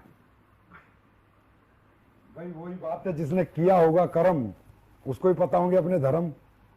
तो मैंने कर्म किए थे, डायरेक्ट सेलिंग की थी, मैं कोई वो तो नहीं हूं इंडस्ट्रियलिस्ट की आगे सीधा डायरेक्ट सेलिंग कंपनी खोल ली। तो जो दर्द जो तकलीफें मुझे हुई थी, जैसे फॉर एग्जांपल हम लोग पैसे कमाते थे तो जितने आते थे उतने खर्चा हो जाता था। Yes, sir. 2-2 साल तक हमारे घर वाले पूछते थे भाई क्या कमाया, तो हम बोलते थे और रुक जाओ बस आने वाला है। उस ना तो वो कभी आया ना हम कभी रुके, तो आखिर में घर वाले नेगेटिव हो जाते थे, परेशान हो जाते थे। क्योंकि देखो एक डायरेक्ट सेलर का खर्चा तो होता है, इसमें कोई डाउट नहीं है, खर्चा तो होता है। आपने दिवाली बोनस सुना है? हाँ, मतलब आदमी पूरी साल की तनख्वाह को इतनी वैल्यू नहीं देता जितनी दिवाली बोनस को देता है। बिल्कुल। और दिवाली बोनस से वो बच्चों की 100% गिफ्टें लेके आता है। घर में कुछ ना कुछ खुशियां आती बस यही मैंने सोचा कि एक जो हम सेल्स इंसेंटिव देते हैं यार, ये तो खर्चा हो जाए लोगों का, पर सेल्स परफॉर्मेंस बोनस बच जाए, लोगों का बोनस बच जाए। तो आज हमारी कंपनी में क्या है, 300 की टीम भी बनाता है ना तो 1.5-2 लाख घर दे देता है।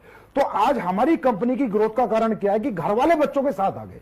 वो कहते हैं अरे वाह बेटा 6 महीने में तूने 2 लाख दे दिए, 6 महीने में 1.5 लाख दे दिए। और जहां हम काम करते थे सर, हम 2-2 साल 2 रुपए नहीं दे पाए। उल्टा हमारी तो बीवी ये कहती थी कि बर्बाद करने के लिए तूने काम शुरू किया है, क्योंकि हमने तो अपना फंड भी निकाल के लगा दिया था। तो ये कारण है। दूसरा आपने फैमिली ट्रिप वगैरह सर वो देखे, ऐसा है वही बात है, जिसने की एक कर्म वो जानता है तकलीफें। जब हम रात को काम करके 12 बजे आते थे तो खाना गर्म बीवी देती थी, जब हम उठते थे बच्चे स्कूल चले जाते थे। तो कहीं ना कहीं फैमिली का बहुत बड़ा रोल होता है। अब हमें तो कंपनियां घुमा रही है, थाईलैंड जाओ, दुबई जाओ, स्विट्जरलैंड जाओ, फलानी जगह जाओ।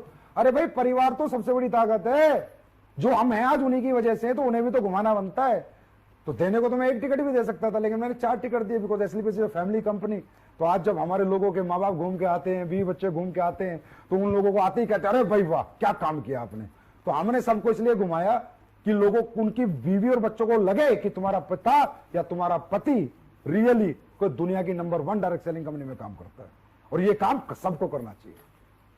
सर मैं सबको ये बात बोलना चाहूंगा और आपको इस बात के लिए बहुत बहुत धन्यवाद देना चाहूंगा कि नॉट ओनली एसलीपीएस वेलनेस, आपने एक रियली ऐसा काम किया है कि आज तक कोई भी आदमी ने डायरेक्ट सेलर को पॉजिटिव किया है, आपने उनके परिवार को पॉजिटिव करने का काम किया है। परिवार पॉजिटिव है तो भैया बीवी पॉजिटिव है तो सब कुछ पॉजिटिव है। बीवी बच्चे मम्मी पापा बड़े, उनको पॉजिटिव करने का काम अगर किया है तो सिर्फ आपने किया। सर अगला सवाल, प्लान बहुत बढ़िया है। किसी ने सवाल पूछा है कि हम यहाँ पे करियर लगाना चाहते हैं, लेकिन ये जानना चाहते हैं कि क्या ये मैथमेटिकली कैलकुलेटेड है जिससे कि अपना करियर यहाँ पे लगाया जा सके। देखिए बिल्कुल, जिसने भी सवाल पूछा बहुत जेन्युइन सवाल है। अगर कंपनी को अगले 100 साल तक चलना है, 200 साल तक चलना है, 500 साल तक चलना है, तो सिर्फ फिगर से काम नहीं चलेगा। मैथमेटिकली कंपनी को 100% कैलकुलेट होना पड़ेगा। हमारा plan 100% mathematically percentage wise calculated है, और कंज्यूमर अफेयर्स में ये प्लान हमारा जमा है, हो चुका है। और अभी मैं सबके लिए बता दूं, सब लोग सुने कि आने वाले समय में डायरेक्ट सेलिंग गाइडलाइंस के आई थी, अभी रूल आ रहे हैं। रूल मतलब कानून आ रहा है, और कानून में साफ साफ लिखा हुआ है, वो लोग भी सावधान हो जाएं जो इधर उधर चिल्लर पिल्लर कंपनियों में घूम रहे हैं। साफ साफ लिखा है कि मैथमेटिकली कैलकुलेशन आपको रूल्स आने के बाद अपने पेपर्स जमा जब आप कराओगे तो आपको देना पड़ेगा, परसेंटेज वाइज आपको पैसा बांटना पड़ेगा। आप कुछ भी नहीं लिख के दे सकते 1000 रुपए का पेयर दे रहा हूं, 2000 का दे रहा हूं, 5000 यहां मिलेंगे, नहीं, मैथमेटिकली लाना पड़ेगा, क्योंकि ये तो रूल्स में है सर। और हमें आज एसलीपीएस एक ऐसा ब्रांड है जहां जिसकी तरफ सरकार भी इज्जत से देखती है कि हाँ अच्छे लोग अच्छा काम करते हैं, तो हम सरकार के खिलाफ भी काम नहीं कर सकते। तो सीधी सी बात है, सरकार ही मैथमेटिकली मांग रही है तो हमें मैथमेटिकली में आना है। हम आ चुके हैं और हमेशा रहेंगे भी। मतलब ये आश्वस्त हो सकते हैं कि हमारा प्लान 100% मैथमेटिकली 110%। ओके, कोई भी आदमी बिना किसी डाउट के निसंदेह यहाँ पे अपना करियर लगा सकता है। सर एक चीज है कि जिंदगी में एक चीज बोली जाती है कि जिंदगी जीने में उतार चढ़ाव बहुत आते हैं, कभी चढ़ाव भी होता है, कभी उतार भी होता है, लेकिन वजह क्या है कि एसलीपीएस वेलनेस लास्ट 6 साल से एक एक्सपोनेंशियल ग्रोथ पे चल रही है। इसकी वजह कोई आप किस चीज को मानते हैं? इसकी वजह हम आपको मानते हैं। नहीं, ये तो सर आपका बड़प्पन है। इसकी वजह हम जनता को मानते हैं, हाँ, जनता जनार्दन को मानते हैं, जनता जरूर हाथ वजह जोड़ के प्रणाम करते हैं। वो कस्टमर हमारे जो खुश हैं और वो लीडर जो हमारे खुश हैं, और वो प्रोडक्ट हमारे जिन्होंने वो रिजल्ट दिए मार्केट में, जिससे आज ये इज्जत मान सम्मान आपका प्यार मिलता है, और हर दिन हम आगे बढ़ते हैं। मेरे के मतलब रोंगटे खड़े हो रहे हैं बताते हुए कि जब लॉकडाउन शुरू हुआ था, जिस सेल पे हम थे पिछले हफ्ते हमने वो सेल क्रॉस कर दी। अब इसे क्या बताऊं मैं, अब कई बार तो मुझे भी समझ नहीं आता कि ये कैसे हो रहा है। लगता है महाकाल बाबा है, भगवान या अल्लाह खुदा गॉड वाहेगुरु कर रहे हैं और लोग कर रहे हैं। और अचीवर्स टेस्टिमोनियल हैं, उनसे भी ग्रोथ है कि जो लोग बेचारे कहीं कामयाब नहीं हुए थे वो 2-2 साल में कामयाब हो गए, उन्हें देख के भी ग्रोथ है। और प्रोडक्ट के रिजल्ट सबसे बड़ा हमारा ग्रोथ का कारण है, क्योंकि कस्टमर जब दुआ देगा ना सर किसी भी कंपनी को, तो उसके लीडर भी और वो कंपनी भी दोनों फलेंगे और फूलेंगे। कस्टमर की दुआ बहुत जरूरी है। लोगों की ईमानदारी और सच्चाई और लोगों की दुआओं पे हम मान सकते हैं। जी सर। सर एक सवाल है, आज एसलीपीएस वेलनेस में जितने भी अचीवर हैं मैक्सिमम लोग फ्रेशर हैं, और दूसरा बहुत सारे लोग ऐसे हैं जो पहले से किसी न किसी डायरेक्ट सेलिंग इंडस्ट्री में काम किया करते थे। लेकिन वजह क्या है कि एक लंबे टाइम तक एक डायरेक्ट सेलर ने दूसरी कंपनी में, किसी भी अदर कंपनी में काम करने के बाद वो कामयाबी नहीं ले पाया, जिसके कंपेयर 6 महीने के अंदर वो यहाँ पे अपना वजूद बना पाया और एक बहुत बड़ा रिकॉर्ड बना पाया। ऐसा क्या है? देखिए, सबसे पहले तो किसी भी कंपनी में जो काम करते थे ना, मैं वो कहूंगा जो झोलर कंपनी है, जिनका मतलब हिसाब किताब ही हवा बेचने का है ना, उनके लिए लोग सावधान हो जाएं। भाई मैं एक बात कहता हूं, पैसे ही कमाने हैं ना तो किसी अच्छी कंपनी में काम कर लो भाई, हमारी में मत करो, किसी और में कर लो। अच्छे प्रोडक्ट बेचो यार। कम से कम ये तो सोचो, तुम्हारा बाप सीने के 2 बटन खोल के बाजार में निकले कि मेरा बेटा BMW लेकर आया है तो दुनिया का भला करके लाया, मर्सिडीज लेकर आया दुनिया का भला करके लाया। ये तो ना कहे तुम हमारे बाप को माँ को लोग, अरे तेरे बेटे ने पूरा गांव लूट लिया, पूरा शहर लूट लिया, ऐसे घटिया प्रोडक्ट बेचे, ऐसे घटिया चीजें बेची जो आज हमारे लोगों के किसी काम की नहीं है। तो मेरा कहने का मतलब है, पहले तो उन लोगों के लिए मैसेज है, भाई अपनी इज्जत से बड़ा पैसा नहीं होता, अपने माँ बाप के सम्मान से बड़ा सम्मान नहीं होता, तो अच्छी सम्मानित कंपनियों में काम करो, बहुत अच्छी अच्छी कंपनी, मेरी में मत आओ, किसी और में चले जाओ, लेकिन अच्छी कंपनियों में जाओ। अब जो लोग वो 5-6 साल से कामयाब नहीं हुए सर, और यहां कामयाब हो गए, तो मेरा आपसे क्वेश्चन है कि वहां कामयाब क्यों नहीं हुए, यहां कामयाब हो गए, उनमें कोई कमी थी क्या? नहीं, अगर कमी होती तो वहां भी कामयाब नहीं होते, यहां भी नहीं होते। भी नहीं होते। मतलब कमी उनमें नहीं थी, कमी प्लेटफॉर्म में थी, कमी प्रोडक्ट में थी, कमी पे आउट में थी, कंपनी मैनेजमेंट में थी, कंपनी ट्रेनिंग सिस्टम में थी, कंपनी लीडरशिप में थी। वो सारी चीजें उन्हें यहां पर मिली। उनको यहां पर देखो, डायरेक्ट सेलिंग में लीडर पैसा कब कमाएगा? जब कस्टमर उसके प्रोडक्ट को प्रमोट करेगा, ना कि नेटवर्कर। कस्टमर, मुझे डायबिटिक प्रॉब्लम है, मुझे प्रोडक्ट से फायदा हुआ, मैंने अपने 4 दोस्तों को बोला भाई डायबिटीज का प्रोडक्ट लेना है, एसलीपीएस का ले लो, बड़ा अच्छा प्रोडक्ट है। मतलब जो बिजनेस नहीं कर रहा है वो भी हमारा बिजनेस कर रहा है, तभी तो पैसा कमाएगा, तभी तो एक्सपोनेंशियल ग्रोथ होगी, तभी तो। अब क्या हुआ, ना तो मुझे उसे ट्रेनिंग देनी पड़ी, ना 8 स्टेप, ना 12 स्टेप, ना 13 स्टेप, ना कोई मोटिवेशन देना पड़ा। उसको तो पता ही नहीं चला कि मैंने डायरेक्ट तो सेलिंग प्रोडक्ट ही दिया था ना, उसको तो यही नहीं पता डायरेक्ट सेलिंग है। डायरेक्ट सेलिंग क्या है, प्रोडक्ट ही दिया था ना, और उसने 5 आदमियों को प्रोडक्ट बिकवा दिया, लीडर ने पैसे कमाए। हाँ है ना? तो सबसे बड़ा रोल होता है प्रोडक्ट का। फिर प्रोडक्ट के बाद पे आउट, कि प्रोडक्ट कितना ही अच्छा क्यों ना हो, अगर आपको पे आउट अच्छा नहीं मिलेगा तो बेचोगे कैसे? पेट्रोल चाहिए, मोबाइल का बैलेंस चाहिए। फिर होता है मैनेजमेंट, फिर होती है टॉप लीडरशिप। तो आज कंपनी की हमारी जो टॉप लीडरशिप है, उसको सल्यूट है मेरा कि वो इतने अच्छे, इतने ईमानदार लोग हैं। महिपाल सर जैसे, रामवीर सर जैसे, शिव कुमार जी जैसे, कुणाल जैसे, दलीप जैसे, अमित दुबे, अनुज जैसे अच्छे लोग हैं कि इन लोगों की जो लीडरशिप है वो लाजवाब रही है। और हमारी कंपनी का केयरिंग नेचर जो है, पता नहीं मैं कितनी केयर आप लोगों की करता हूं, वो आप लोग जाने, पर मेरे लिए एसलीपीएस का हर एक सदस्य अपने परिवार से बढ़कर है, अपने बच्चों से बढ़कर है। तो कंपनी का केयरिंग नेचर होना चाहिए, यूज एंड थ्रो का सिस्टम नहीं होना चाहिए कि सालों का इस्तेमाल करो, माल कमाओ, फिर लात मार दो। वो हम कभी नहीं करते, वो काम हम कभी नहीं करते, ना करते थे। तो ये सारे कारण है सर। सर ये केयरिंग नेचर ही है जिसकी वजह से लोग आज अपने परिवार से भी ज्यादा एसलीपीएस वेलनेस को प्यार करते हैं। बहुत बहुत बहुत ज्यादा करते हैं सर। एक मोहन आंजना भीनमाल है, इन्होंने पूछा है क्या कंपनी जिंदगी भर चलती रहेगी, हम कैसे आश्वस्त रहें, और आप अपनी फ्यूचर प्लानिंग और विजन बताना चाहेंगे? देखिए, कंपनी जिंदगी भर चलती रहेगी ये आप आप ये सवाल मुझे आपसे पूछना है कि आप चलाते रहोगे, आप लोग चलाते रहोगे तो चलती रहेगी भाई। कंपनी कभी बंद नहीं हो सकती, कभी भी बंद नहीं हो सकती। 2-3 कारण है महिपाल सर। नंबर एक कारण, जब कंपनी का प्रोडक्ट बिकना बंद हो जाए तो क्या हमारा प्रोडक्ट बिकना बंद हो सकता है? फिर इसकी डिमांड बढ़ेगी। क्लियर है? लॉकडाउन में टर्नओवर ज्यादा हो रहा है तो आगे तो बढ़ना ही। क्लियर है? टॉप के प्रोडक्ट है, आज लॉकडाउन में तो हमने रिकॉर्ड तोड़ दिए। बिल्कुल। ठीक है।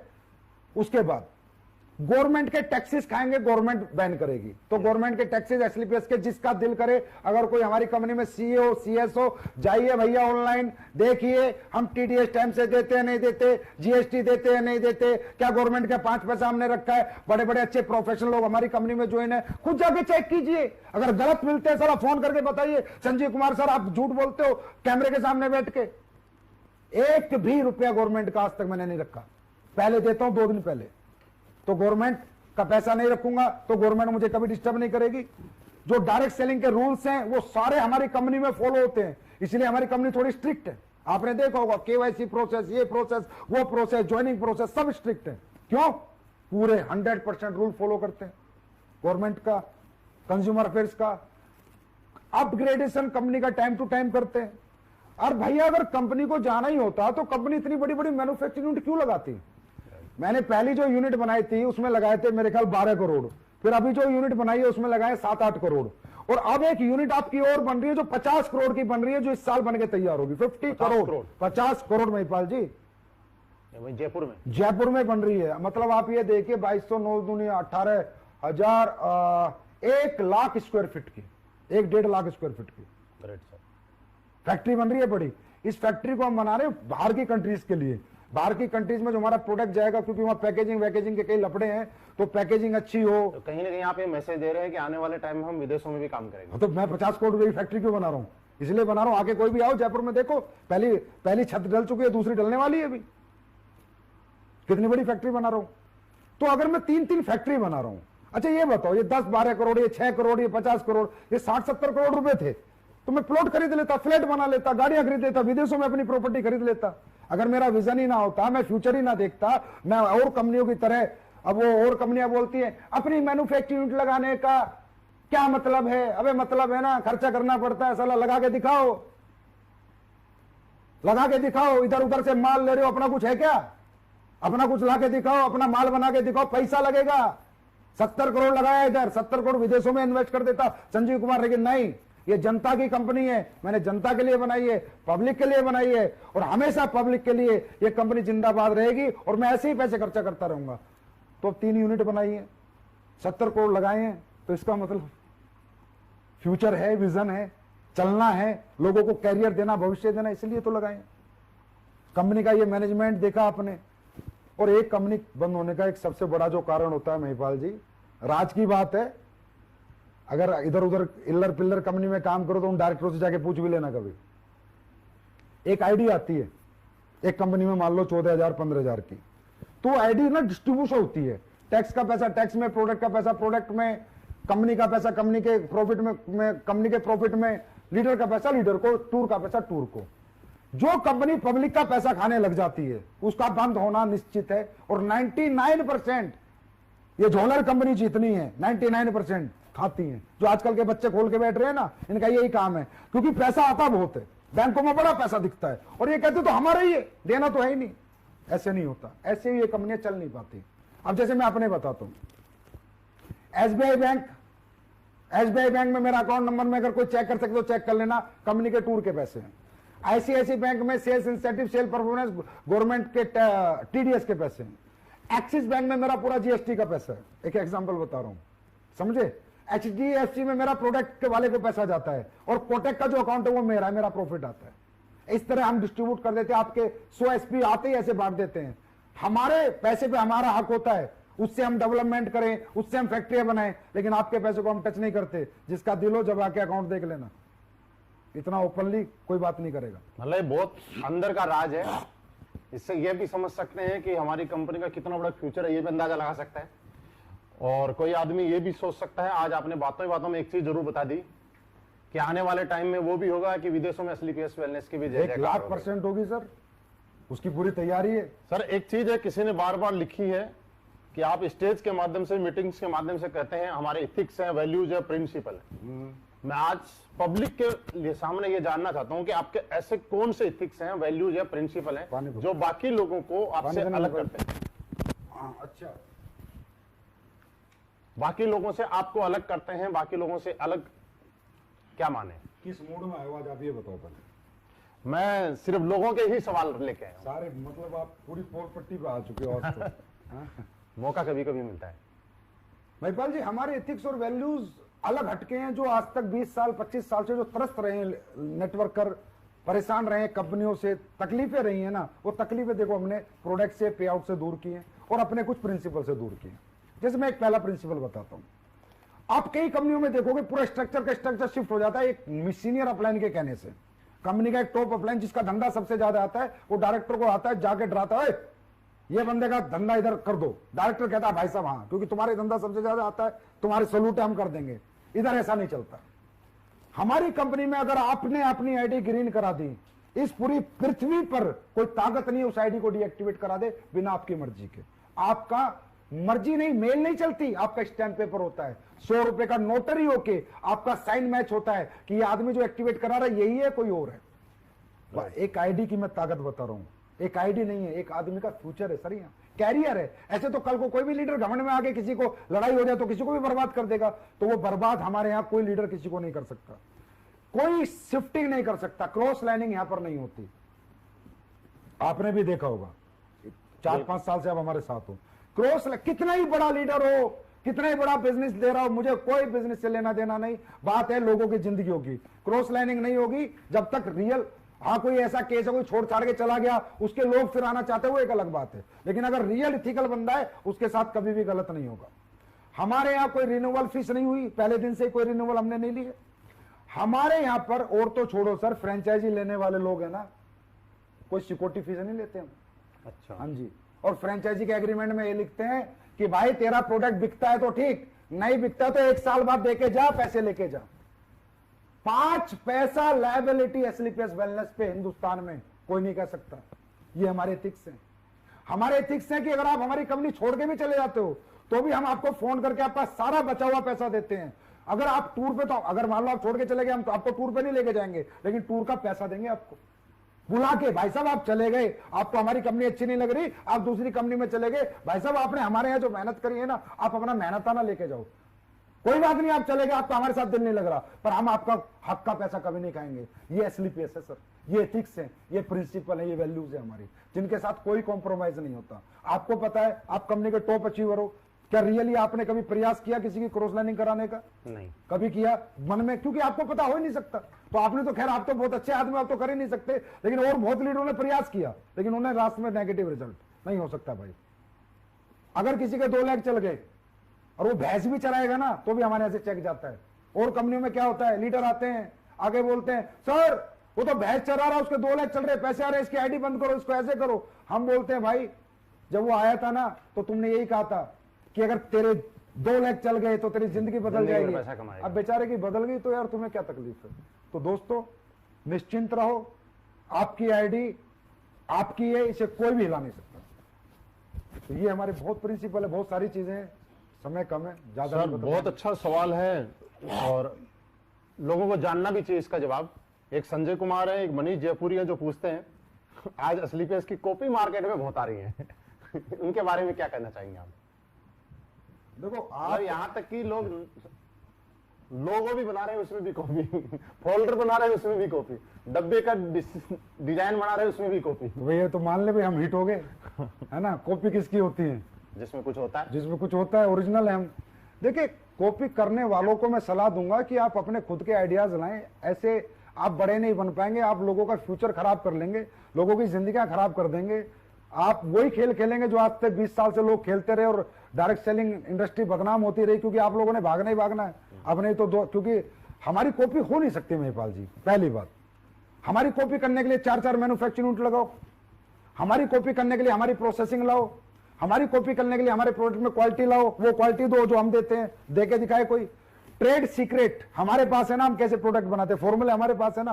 पेप्सी को कोई कॉपी कर पाया आज तक? आज तक नहीं कर पाया। एप्पल को कर पाया कोई आज तक? बड़े बड़े बिरले बैठे हैं, क्यों? फिर भी लोग एप्पल के दीवाने हैं। अगर पीछे सेब कटा हुआ मोबाइल पे चिपकाने से हर आदमी एप्पल बन जाता तो फिर तो सभी साले एप्पल बन जाते, एप्पल की शक्ल के कुछ मोबाइल आए थे तो शायद बंद भी हो गए, है ना। तो एप्पल नहीं बन सकते ना, तो आप एसलीपीएस तो बन ही नहीं सकते ना। तो आप कितनी मर्जी कॉपी कर लो। अच्छा, कॉपी करने से होता क्या है कि जो बेचारी, वही मैंने कहा ना, वो बच्चा जो पहली बार सेमिनार देखा है, नया नया आया है, वो नहीं ना समझ होता है। उसको दिखाओ, देख ऐसे प्लान है जैसा एसलीपीएस कैसे प्रोडक्ट है, वो बेचारा बेवकूफ बन के घुस जाता है। ट्रेड सीक्रेट हमारे पास है, ठीक है। अब हमारा प्लान कॉपी कर लिया भाई, मैथमेटिकली कैलकुलेशन लाओ। अब कॉपी करना आसान है, देना मुश्किल है ना। अरे तुम लिख दोगे, लिखना आसान है, पर देने में हाथ कांपते हैं। वो मैं कहता हूं ना, वहां जिगर नहीं चाहिए, जिगरा चाहिए। तो भाई क्या तुम इस कैपेबल हो, इतना पैसा दे सकते हो जितना लिखते हो? बस कॉपी एसलीपीएस का वो छाप दिया फोल्डर, और अच्छा कई कंपनी तो ऐसे 19वां लेवल, 20वां लेवल। अरे भाई पहले 10-20 लेवल देते तो। और दूसरी बात है, इनका आश्रय भी बुरा होने वाला है। अच्छा मैं बता रहा हूं, ऐसी कंपनी का कोई मालिक सुन रहा हो तो ध्यान से सुन बेटा। अभी डायरेक्ट सेलिंग गाइडलाइंस में रूल्स आ रहे हैं बेटा। उन रूल्स के अंदर मैथमेटिकली कैलकुलेशन चाहिए प्लान में। उन रूल्स के अंदर बहुत सारी चीजें आ रही जो तुम लोग फॉलो नहीं कर रहे, ना तुम कभी कर सकते। सही है, इसके लिए बहुत ज्यादा मैनेजमेंट, बहुत ज्यादा पैसा चाहिए। और एक बेटा अच्छी बात बताता हूं तुम लोगों को मेरे बच्चों, रूल्स के अंदर मैं पूरी ताकत लगा रहा हूं, 10 करोड़ की सिक्योरिटी डलवा रहा हूं कि जो भी नई एमएलएम कंपनी चल रही है सबको 10-10 करोड़ देने पड़ेंगे। मैं पूरी ताकत लगा रहा हूं, 10-5 तो डलवा दूंगा। तो उतना जुगाड़ रखना, तब जाके चला पाओगे। लोगों की जिंदगी बर्बाद मत करो। मतलब लोगों के लिए आप डर पैदा कर रहे हो। अरे सर मैं सच बता रहा हूँ, रूल्स बन रहे हैं, उनमें सिक्योरिटी लग रही है। वो सिक्योरिटी इसलिए ले रही है गवर्नमेंट में जनता का भविष्य है इनमें। सर आप ये समझो, कोई भी साला उल्लर पुल्लर आया, कंपनी खोल के बैठ गया, 2 कमरे के एक जगह ली, एक सॉफ्टवेयर बनाया, एक प्रोडक्ट वाले से बात करी, कंपनी खोल के बैठ गया। अरे कंपनी है, भविष्य है भाई। लोग अपनी बीबीए, एमबीए, एलएलबी छोड़ के तुम्हारे साथ जिंदगी लगाते हैं यार, उनकी जिंदगी की कोई जिम्मेदारी नहीं है क्या? तो भारत सरकार भी ये रूल बना रही है कि जो भी कंपनी आएगी उसको बड़ा अमाउंट सिक्योरिटी देगी तो ही चला पाएगी, नहीं तो नहीं चला पाएगी। और एक संजीव कुमार इसका समर्थन में खड़ा है। कुछ लोग समर्थन नहीं कर रहे हैं, लेकिन मैं इसके समर्थन में हूं कि अंदर की बात सब सुन लो आराम से, कोई दिक्कत नहीं। एक श्री राम बिश्नोई भवानी सिंह जी हैं जो ये पूछते हैं कि सर 2 महीने हो गए प्लान दिए जा रहे हैं, 60 से ज्यादा प्लान दिए, अभी तक ज्वाइनिंग नहीं आई, क्या करें? देखिए सबसे पहले क्वेश्चन बहुत अच्छा है, और बेटा आपको ये समझना है कि 60 प्लान से ज्वाइनिंग नहीं आती। प्लान आपने दिए किसको है पहले तो ये देखो। 3 तरह की लिस्ट होती है मार्केट में, A क्लास, B क्लास और C क्लास। C क्लास वो लोग होते हैं जो एडजस्टमेंट सेटिस्फेक्शन के लोग होते हैं और जिन पे पैसा नहीं होता। एक होती है B क्लास जिन पे थोड़ा पैसा होता है, और A क्लास वो होती है जो आपके प्रोडक्ट को और आपके प्लान को अफोर्ड कर सकती है। तो कैटेगरी ऑफ लिस्ट अपनी पहले सुधारो। आप उन लोगों को प्लान दो जिनकी जेब में पैसा है और जिन्हें प्रोडक्ट की जरूरत है। देखो आप जाके रिक्शा वाले को प्लान दोगे, आप 60 क्या 600 प्लान दे दो, वो कहां से पैसे देगा? उसे ना जरूरत है ना उसकी जेब में पैसा है। तो पहले आप अपनी लिस्ट को फिल्टर करो। आप अपने ऐसे लोगों के पास जाओ जिनकी जेब में पैसा हो और जिन्हें जरूरत हो। दूसरा, आपका प्रेजेंटेशन परफेक्शन होना चाहिए। ऑब्जेक्शन के सॉल्यूशन आपको आने चाहिए। एजुकेशन आपके पास प्रॉपर होनी चाहिए। देखिए कोई भी आदमी अपना भविष्य उस आदमी के हाथ में नहीं देगा जिस आदमी को वो अपने से कमजोर आंकता हो। तो आप इतने अच्छे कपड़े पहन के जाएं, इतने मजबूत होके जाएं, इतनी अच्छी बातें लेके जाएं कि सामने वाले को लगे कि इसके हाथ में अगर अपना भविष्य दे दिया तो मेरी जिंदगी बना देगा। तो आपको इस मजबूती से अपने आप को एजुकेट करना है और अपनी पर्सनैलिटी को निखारना है और अपनी लिस्ट को फिल्टर करना है। आपको 100% रिजल्ट आएगा अगर आप उन लोगों के पास जाओगे जिनकी जेब में आपका प्रोडक्ट खरीदने के लिए पैसा है। बहुत बढ़िया सर, ये सारी चीजें होगी बिजनेस से रिलेटेड। मैं आपसे कुछ पर्सनली चीजें पूछना चाहता हूं, अगर आपकी इजाजत हो तो। पूछो सर। आपकी जिंदगी का कोई ऐसा पल जिसको याद करके आप बड़ा अंदर से कोई दुखी महसूस होते हो? कोई दुखी पल? नहीं, दुखी पल आज तो नहीं है, पहले कभी था। हाँ, जिंदगी का कोई। सर मैंने जब नेटवर्किंग शुरू करी ना तो मैं आर्मी में था। अब फौज की सरकारी नौकरी ना मैंने लाइन लगा के छुड़वाई लोगों की, बहुत नौकरियां छुड़वाई। और उसके बाद जब मैंने वो कंपनी छोड़ दी और मैं 2 साल जब खुद भी नाकारा निकम्मा हो गया, बेकार हो गया, तो वो लोग बेचारे बड़े दुखी हुए। किसी ने सिक्योरिटी की नौकरी करी सर, किसी ने टीचर लगा। मतलब सबको मैं सपने, मतलब आप नाना करते आप 150 लोग मान लो सर जिनकी नौकरी मैंने सरकारी नौकरी छुड़वाई मोटिवेट करके, अरे मैं तुम्हारी जिंदगी बदल जाएगी, नेटवर्किंग ये कर देगी। और जब वो लोग कामयाब नहीं हुए ना सर, तो उनको फेस करना, उनसे बात करना मेरे बस की नहीं था। और मैं अपने आप को बड़ा दुखी महसूस करता था कि साला तूने तो पैसा कमा लिया, इनकी जिंदगी बर्बाद क्यों करी। तो मेरे जीवन में सबसे दुखी पल वही था सर। अब तो नहीं है क्योंकि वो सब लोग कामयाब हैं। इसी के अपोजिट एक सबसे खुशी का पल क्या है? कोई ऐसी चीज जो आपका शौक हो, जिस काम को करने में आपको बड़ा अच्छा लगता हो? मेरा सबसे सुखी पल यही है कि जितने लोगों को मैंने अब जीवन लगाया वो कामयाब हो गए, और सबसे अच्छा सुख मुझे मिलता है तो जो लोग मेरे को डीपली जानते हैं वो बता सकते हैं, लोगों की सेवा करने में मिलता है, लोगों को प्यार बांटने में मिलता है, किसी दुखी की मदद करने में मिलता है, किसी गरीब की मदद करने में मिलता है। शायद ऐसा कोई व्यक्ति ना हो जिसका मैसेज मेरे फोन पे और उसकी मैंने मदद ना करी हो आज तक। मतलब मुझे जनता की भलाई में मतलब जो मजा आता है वो किसी में भी नहीं आता। बेस्ट है मेरे लिए। मतलब I am 100% satisfied person in my life with my ethics and with my values and with my principles कि मैं जैसे काम करता हूँ, जैसे जिंदगी जीता हूँ, मैं बेहतरीन जिंदगी जीता हूँ। वो हेलीकॉप्टर, याट और पानी के जहाज वो मुझे कुछ नहीं बनाने, मुझे लोगों की जिंदगियां बनानी है। मैं बनाता रहूंगा, मैं लड़ता रहूंगा, मैं चलता रहूंगा, कुछ भी हो जाए। जिसने दिल से काम किया उसको कभी यहां से निराशा हाथ नहीं लगेगी, और मैं लोगों की सेवा करता रहूंगा। यही कारण है कि आज स्लीपियस वेलनेस देश के साथ, लोगों के साथ जहां भी जरूरत हो वहां अपना जितना हो सके उससे भी ज्यादा करने की कोशिश कर रही है। अब देखो, देश तो सर्वोपरि है बड़े भाई। अगर देश नहीं रहेगा तो कौन सी एसलीपीएस, कौन सी दिल्ली, कौन सी मुंबई? देश सर्वोपरि है। मैं तो कहता हूं हर आदमी को देश सेवा में बढ़ चढ़ के हाथ लेना, बढ़ चढ़कर सहयोग करना चाहिए। अरे देश है तो हम पैसा कहां से कमा रहे हैं भाई? हिंदुस्तान के लोगों से, पाकिस्तान के लोगों से? सही, हिंदुस्तान। फिर हम रहे किसकी जमीन पर? हिंदुस्तान की। तो देश के लिए नहीं खड़ा होना चाहिए क्या? अरे देश तो ये कोई दिखावा नहीं है कि संजीव कुमार ने पीएम केयर फंड में दिया तो अपने आप को प्रमोट करने के लिए दिया, या संजीव कुमार ने किसी को मास्क बांटे तो प्रमोट करने के लिए दिए। अरे यार, देश है तो संजीव कुमार है ना, देश नहीं तो संजीव कुमार थोड़ी है। और इसलिए तो मैं कहता हूं, चला हमारे देश के लोग ऐसे गलत लोगों का साथ देते हैं, इतने गंदे लोगों का, जो लोगों को लूट रहे हैं, लोगों को बेवकूफ बना रहे हैं। अरे हिंदुस्तान के लोग इन्हें क्यों लूट रहे हो? लूटना साला पाकिस्तान के लोगों को जाके लूटो, कम से कम हिंदुस्तान की कुछ तो गिरो। तो मारना है तो पाकिस्तान के लोगों को मारो, बर्बाद करना उन्हें करो, हमारे लोगों को क्यों करो? तो ऐसे निकम्मे लोगों से सबसे मैं कहूंगा कि जो भी लोग देश के साथ गद्दारी करते हैं, और गद्दारी में क्या है? गलत चीजें बेचना, मिलावटी चीजें बेचना, गलत वादे करना, गलत धोखा देना, मोटिवेट करके आडंबर में फंसा के रखना, तो पाकिस्तान वालों को फंसाओ ना। तो भाई देश तो सर्वोपरि है महिपाल जी, और मेरे लिए था, है और जीवन भर रहेगा। आज सर हिंदुस्तान में बहुत सारे लोग आपसे इंप्रेस हैं, आपसे प्रभावित हैं, आपकी गाइडलाइन के तहत चल के और बहुत अच्छी कामयाबी ले रहे हैं। लेकिन ये जानना चाहते हैं कि आज इस लेवल पे आने के बाद, और खुद ही इस लेवल पे नहीं, अपने साथ में इतने लोगों को इस लेवल पे लाने के बाद, आपकी जिंदगी का कोई सैक्रिफाइस रहा होगा? कुछ छोड़ दो, टाइम भी हो गया। मतलब ये खास सवाल है लोगों के लिए, क्योंकि लोग, हर आदमी के सपने हैं, आगे बढ़ना चाहते हैं। देखिए, वो जानना चाहते हैं कि कोई ऐसा सैक्रिफाइस जिसकी वजह से आज आप यहाँ पे अपने आप को मानते हैं। देखिए महिपाल जी, सेक्रीफाइस करे बिना आप सक्सेस नहीं हो सकते। बिल्कुल, सेक्रीफाइस बहुत इंपॉर्टेंट पार्ट होता है लाइफ का। मेरी लाइफ का सबसे बड़ा सेक्रीफाइस सर मेरा नहीं है, मेरे बीवी और बच्चों का है। मैं रियल बताऊं तो मेरा कोई सेक्रीफाइस नहीं है, सेक्रीफाइस उनका है। क्योंकि जब मैं स्लीपियस वेलनेस को 9 नवंबर 2014 को बना रहा था तो मैं जयपुर रहता हूँ। बेसिकली मेरा घर परिवार सब जयपुर रहता है। ओके। तो जयपुर में हमारे घर में मीटिंग चल रही थी, तो मैं मेरी वाइफ से बोला कि यार ऐसे ऐसे कंपनी बनानी है, लोगों का अपना भविष्य और लोगों का भविष्य, अपना भी भविष्य था, अपना भी लालच था, और लोगों का भविष्य के लिए एक अच्छी कंपनी बनानी है और उसको दुनिया की नंबर 1 कंपनी बनानी है, चलाना, मेहनत करनी है। तो मेरी वाइफ ने कहा ठीक है आप एग्जीक्यूट करो, खोल लो। तो मैंने मेरी वाइफ से कहा कि यार देख, जयपुर में नई बात बनेगी, मैं कंपनी दिल्ली खोलूंगा। तो वो एकदम शॉक्ड हो गई, बोली आप दिल्ली क्यों खोलोगे? मैंने कहा यार अगर मैंने जयपुर में कंपनी खोली तो कहीं ना कहीं एक जिम्मेदार पति के नाते तेरे सारे काम करने पड़ेंगे, और जिम्मेदार पिता के नाते बच्चों की मीटिंग वीटिंग ये वो फलाना ढिमका जाना पड़ेगा। और ये कंपनी नहीं है, लोगों की लाइफ लाइन होती है।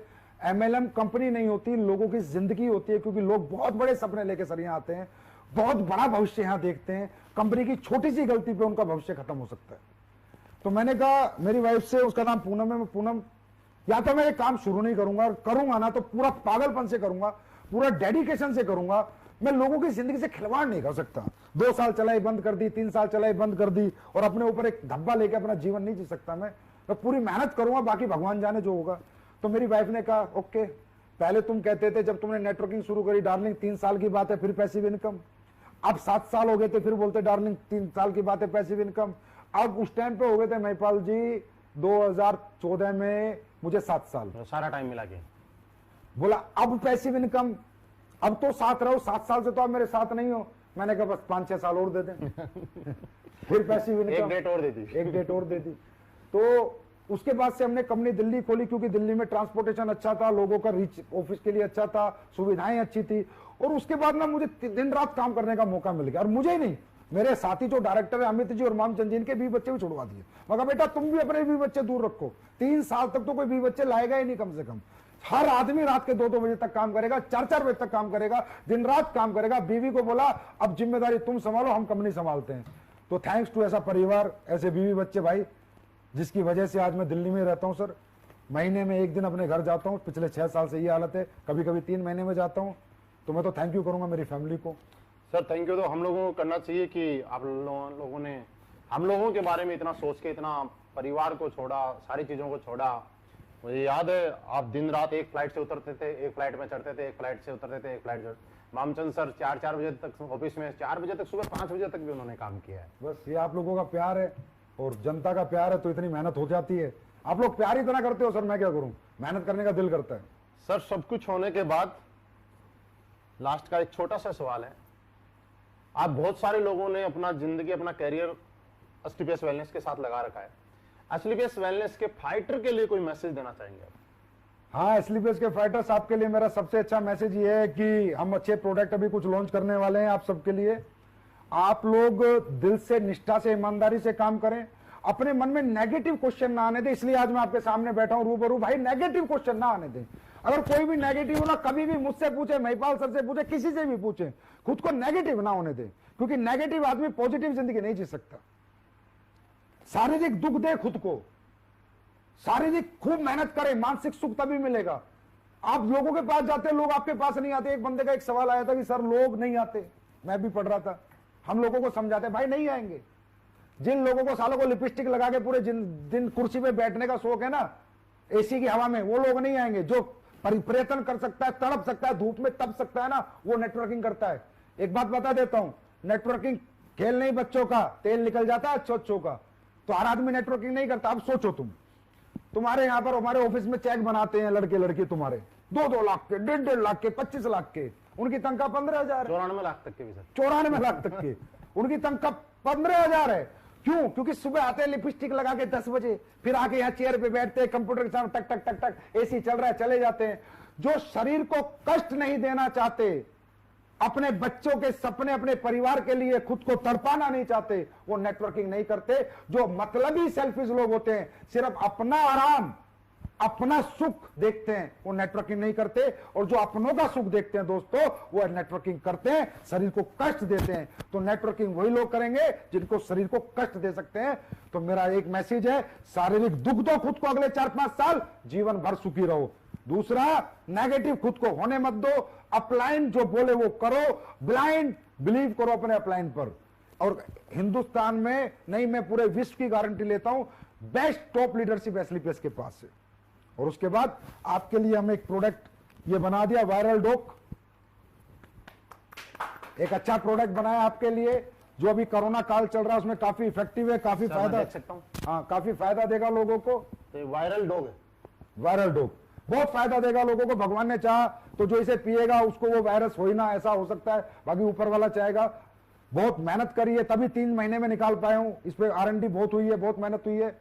और अच्छे नए प्रोडक्ट हम आपके लिए लेके आ रहे हैं। हैंड सैनिटाइजर हम लेके आ रहे हैं। मार्केट, अब लोग कहते हैं ना सस्ता, जब मुझे लगता है कि देश का कोई ऐसा प्रोडक्ट जिसपे मुझे प्लान व्लान में पैसा भी नहीं बांटना, जिसमें मुझे सिर्फ लोगों की जरूरत पूरी करनी है। सैनिटाइजर बताता हूं, 500 ml का सैनिटाइजर ला रहा हूं 240 रुपए में, 240 रुपए में। अरे बात सस्ते महंगे की नहीं होती, बात इथिक्स की होती है, प्रिंसिपल की होती है। अगर मैं कुछ ला सकता हूं तो लाऊंगा। साबुन ला रहा हूं आपके लिए, ऐसी साबुन, एक बार नहाओगे ना बेटा तो दोबारा दूसरी साबुन यूज नहीं करोगे, नहीं करोगे, नहीं करोगे। ये मैं बोल रहा हूं, जब आ जाएगी तब मैं दिखा दूंगा। वही पेस्ट और तुलसी वाला हाल होगा। उसके बाद इम्यूनिटी ड्रॉप ला रहा हूं, चलते फिरते कहीं भी इम्यूनिटी ड्रॉप ले लो, आपकी इम्यून सिस्टम को बहुत इनहेंस करेगी। च्यवनप्राश ला रहे हैं कंपनी का, हर्बल मेहंदी ला रहे हैं। तो ऐसे बहुत से प्रोडक्ट है महिपाल जी, जो हम अगले 1 महीने में लॉन्च कर देंगे। सुपर प्रोडक्ट लेके आ रहे हैं। और दूसरा, हम लोग अभी 15 जुलाई से और 15 अगस्त तक एक मुहिम चला रहे हैं कि जितनी भी 27 SP की आईटी, चाहे कंपनी से ग्रीन हो चाहे अपना फ्रेंचाइजी से ग्रीन हो, सबको 2 सर्जिकल 3 प्लाई मास्क हम फ्री देंगे। हाँ फ्री, और 52 एसपी पे 3 मास्क फ्री देंगे और 100 एसपी पे 5 मास्क फ्री देंगे। ये फर्स्ट परचेज में भी और रीपरचेज पे भी, और फ्री देते जाएंगे 15 जुलाई से 15 अगस्त, और 15 अगस्त से 15 सितंबर तक hand sanitiser 27 SP 25 ml free life time, मतलब जब तक ये चलता रहेगा कोरोना कांड, मतलब तब तक चलती रहेंगी चीजें। 52 एसपी 50 ml और 100 एसपी को 100 ml हैंड सैनिटाइजर 15 अगस्त से 15 सितंबर तक फ्री देंगे। फिर 15 सितंबर से 15 अक्टूबर तक मास्क फ्री देंगे। फिर 15 अक्टूबर से 15 नवंबर तक सैनिटाइजर फ्री देंगे। फिर 15 नवंबर से 15 दिसंबर मास्क फ्री देंगे। फिर 15 दिसंबर 15 जनवरी तक सैनिटाइजर फ्री देंगे। वो इसलिए क्योंकि जरूरत है लोगों को। सर ये बात सुन के, और मैं एक सवाल पीछे जा रहा हूँ। हाँ बोलो। किसी ने सवाल किया था कि एसलीपीएस वेलनेस की कॉपी मार्केट में बहुत आ गई। मैं उन लोगों को मेरे माध्यम से मैसेज दे रहा हूँ कि यार आप इस मैसेज को भी कॉपी करना। कॉपी करने का मजा तो तब है सब कुछ कॉपी करें। और रियली हमने सुना है कि लोगों के दिल बहुत बड़े होते हैं, लेकिन आपका इतना बड़ा दिल है हम सोच भी नहीं सकते कि इस कोरोना के काल के अंदर लोग मास्क और सैनिटाइजर में अपॉर्चुनिटी ढूंढ रहे हैं, इनमें बेनिफिट कमा रहे हैं, इनमें पैसे कमाने का एक जरिया ढूंढ रहे हैं, महंगा बेच रहे हैं, सस्ता बेच रहे हैं, घोटाला कर रहे हैं, कुछ भी लाके और ये इसमें पैसा बना रहे हैं सिर्फ। और आपने इस काल में जिस चीज की सबसे ज्यादा डिमांड है वो जनता को, लोगों को फ्री कर दी। सर सल्यूट, ऐसा तो कोई सोच भी नहीं पाया होगा पूरे हिंदुस्तान में आज तक। मैं I love Asclepius wellness soul fighter. मैं अपने फाइटर से, अपने परिवारों से हद से ज्यादा प्यार करता हूं। अगर मेरा बस चला तो मैं सब दान कर जाऊंगा मरते हुए एसलीपीएस वालों को। मुझे नहीं चाहिए पैसा। ये प्यार जो हमारे लोगों ने दिया बस ये बना के रखना, सब कुछ करेंगे लोगों के लिए सर। बस अच्छे बन के रहना, झूठे मत बनना, किसी को ठगना मत, किसी के साथ बेईमानी मत करना, किसी को गलत प्लान मत देना, गलत आश्वासन मत देना, गलत वादे मत करना, ईमानदारी और सच्चाई से काम करना। सच की जीत होती है। और एक छोटा सा मैसेज और है दोस्तों, अपना अपना मोबाइल उठाना, इस इंटरव्यू के बाद सारे नंबर निकालना। आपको बहुत से ऐसे नंबर मिलेंगे जिन्हें आज तक आपने प्लान नहीं दिया, जिन्हें आज तक आपने प्रेजेंटेशन नहीं दी, नहीं बताया आप क्या करते हो। उन नंबरों पे कॉल करना, अपॉइंटमेंट लेना। महिपाल जी मैं चाहता हूं एसलीपीएस परिवार में एक मुहिम चलाएं। Yes sir.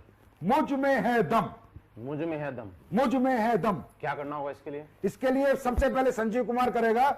मैं हर हफ्ते 100 एसपी की आईडी अपने खुद प्लान देके निकालूंगा। एक एमडी आप निकालोगे तो मैं भी निकालूंगा। आप निकालोगे तो फिर सारी जनता भी निकालेगी। मतलब हर एक लीडर, चाहे हम किसी भी लेवल पे हैं, हम कंपनी एमडी हैं, हम कंपनी क्राउन डायमंड है, हम आज जिसने ज्वाइन किया ब्लू डायमंड है, हम डायमंड है, फ्रेशर है, हम रूबी है, कुछ भी है, हम अपनी टीम से तो बहुत एक्सेप्ट करते हैं। हम टीम को तो बोले वो जो काम है वो सारे करें, साला खुद का भी दम दिखाएं। एक बार खुद को भी देखें कहीं जंग तो नहीं लग गया। अभी भी सेल निकाल सकता है कि नहीं? सेल निकाल सकते हैं नहीं निकाल सकते? तो मैं 100 एसपी की सेल मैं निकालूंगा हर हफ्ते। तो आज से एसलीपीएस में मैं चाहूंगा ये मुहिम चले, आप भी हर हफ्ते एक सेल पक्का निकालो। सर मैं निकाल के बिल्कुल अपना जो भी कोर टीम का ग्रुप है उसमें जरूर ऐड करूंगा। 100 एसपी की। Yes, sir. हम सब 100 एसपी की एक एक सेल हर हफ्ते निकालेंगे जब तक ये जीवन रहेगा। ये मुझ में है दम चलाएंगे। और जो भी 12 हफ्ते तक ये सेल निकालेगा उसको एक सरप्राइज गिफ्ट पक्का देंगे। और 12 हफ्ते तक किसने निकाली है उसकी लिस्ट, उसका डाटा, भाई रूबी स्टार ने निकाली तो सफायर उसका डाटा बनाए, सफायर ने निकाली तो स्टार सफायर बनाए, डायमंड ने स्टार सफायर ने डायमंड बनाए, और क्राउन डायमंड ने निकाली तो एमडी बनाएगा, और एमडी ने निकाली तो जनता बनाएगी।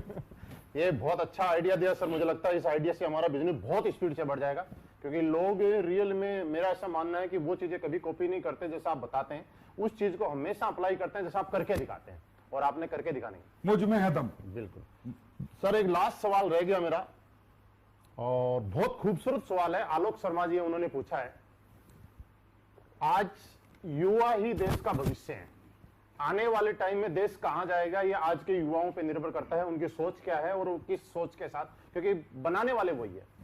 आलोक शर्मा जी ने ये पूछा है सर कि क्या कोई स्टूडेंट डायरेक्ट सेलिंग में अपना करियर लगा सकता है और वो अपना फ्यूचर शेप समझ सकता है? मैं ये कहता हूं कि स्टूडेंट को ही लगाना चाहिए, स्टूडेंट को ही जरूरत है, क्योंकि आज का जो एजुकेशन सिस्टम है वो आपको पता है किस तरीके से है, कैसे चल रहा है। स्टूडेंट का भविष्य पूरी जिंदगी उसके सामने पड़ी है। अरे आज 40 साल का आदमी कैरियर लगा रहा है ना, वो कैरियर नहीं है, वो तो बेचारा ठीक है, जो 20 साल बच रहे थोड़ा ठीक ठाक जिंदगी जीने के लिए आ रहा है। एक स्टूडेंट को कैरियर लगाना चाहिए, स्टूडेंट की एनर्जी, स्टूडेंट का टैलेंट, स्टूडेंट की क्रिएटिविटी, स्टूडेंट की मेंटलिटी, स्टूडेंट का पैशन, स्टूडेंट के पावर, स्टूडेंट के पास जो कुछ है, जो हमारे युवाओं के पास है, वो बूढ़ों के पास थोड़ी होगा। युवा तो देश का आने वाला भविष्य है। और मैं कहूंगा हर एक युवा से एक बार अपने आप को डायरेक्ट सेलिंग का मौका दो। मैं नहीं कहता बार बार, एक बार मौका दो, एक बार 6 महीने टिको। आपको जो हमारी इंडस्ट्री देगी ना दोस्तों, कहीं से नहीं मिलेगा। हम पर्सनालिटी डेवलपमेंट देंगे, स्किल डेवलपमेंट देंगे, सेलिंग डेवलपमेंट देंगे, मेंटल डेवलपमेंट देंगे। हम आपको ऐसा बना सकती है इंडस्ट्री, जैसा आप बड़े से लंदन से पढ़ के आओ ना, ऑक्सफोर्ड से, तो नहीं बन सकते। आप किसी अच्छी डायरेक्ट सेलिंग कंपनी में अगर डायरेक्ट सेलिंग की पढ़ाई कर लो ना, तो इतना इनहेंस कर जाओगे अपने आप को कि आप देश के प्रधानमंत्री तक बनने का जज्बा आपके अंदर आ जाएगा। ये हमारी एजुकेशन है, ये हमारा परिवार है, ये हमारा एटमोस्फेयर है। तो हर स्टूडेंट को मैं कहूंगा भाई, हमेशा पहले करके देखो तो सही यार, एक मौका दो। अगर जमती है तो रुकना, नहीं तो फिर निकल जाना। सर आपने बहुत अच्छा सवाल दिया और मुझे लगता है कि देश के युवा इसको अप्लाई जरूर करेंगे, क्योंकि युवाओं को करियर लगाना चाहिए। और सर आपने बहुत कीमती वक्त दिया, क्योंकि हमें मानते हैं कि आपके कंधों पे बहुत ज्यादा भार है। आज एसलीपीएस वेलनेस की प्रोडक्ट्स को देख के, कंपनी को देख के, हम लोगों को भी देख के, उसके आगे और डेवलपमेंट को लेके आपके पास बहुत सारे काम रहते हैं, लेकिन फिर भी आपने इतने बिजी शेड्यूल में से, ये आपका प्यार ही है कि हम लोगों को 1.5 घंटे से ज्यादा का भी आपने टाइम दिया। और आपसे बात करते करते मैं घड़ी की तरफ देखा तो मुझे पता चला कि 1.5 घंटा हुआ, लेकिन मुझे ऐसा लग रहा है 10-15 मिनट से ही बात कर रहे हैं, कब 1.5 घंटा निकल गया।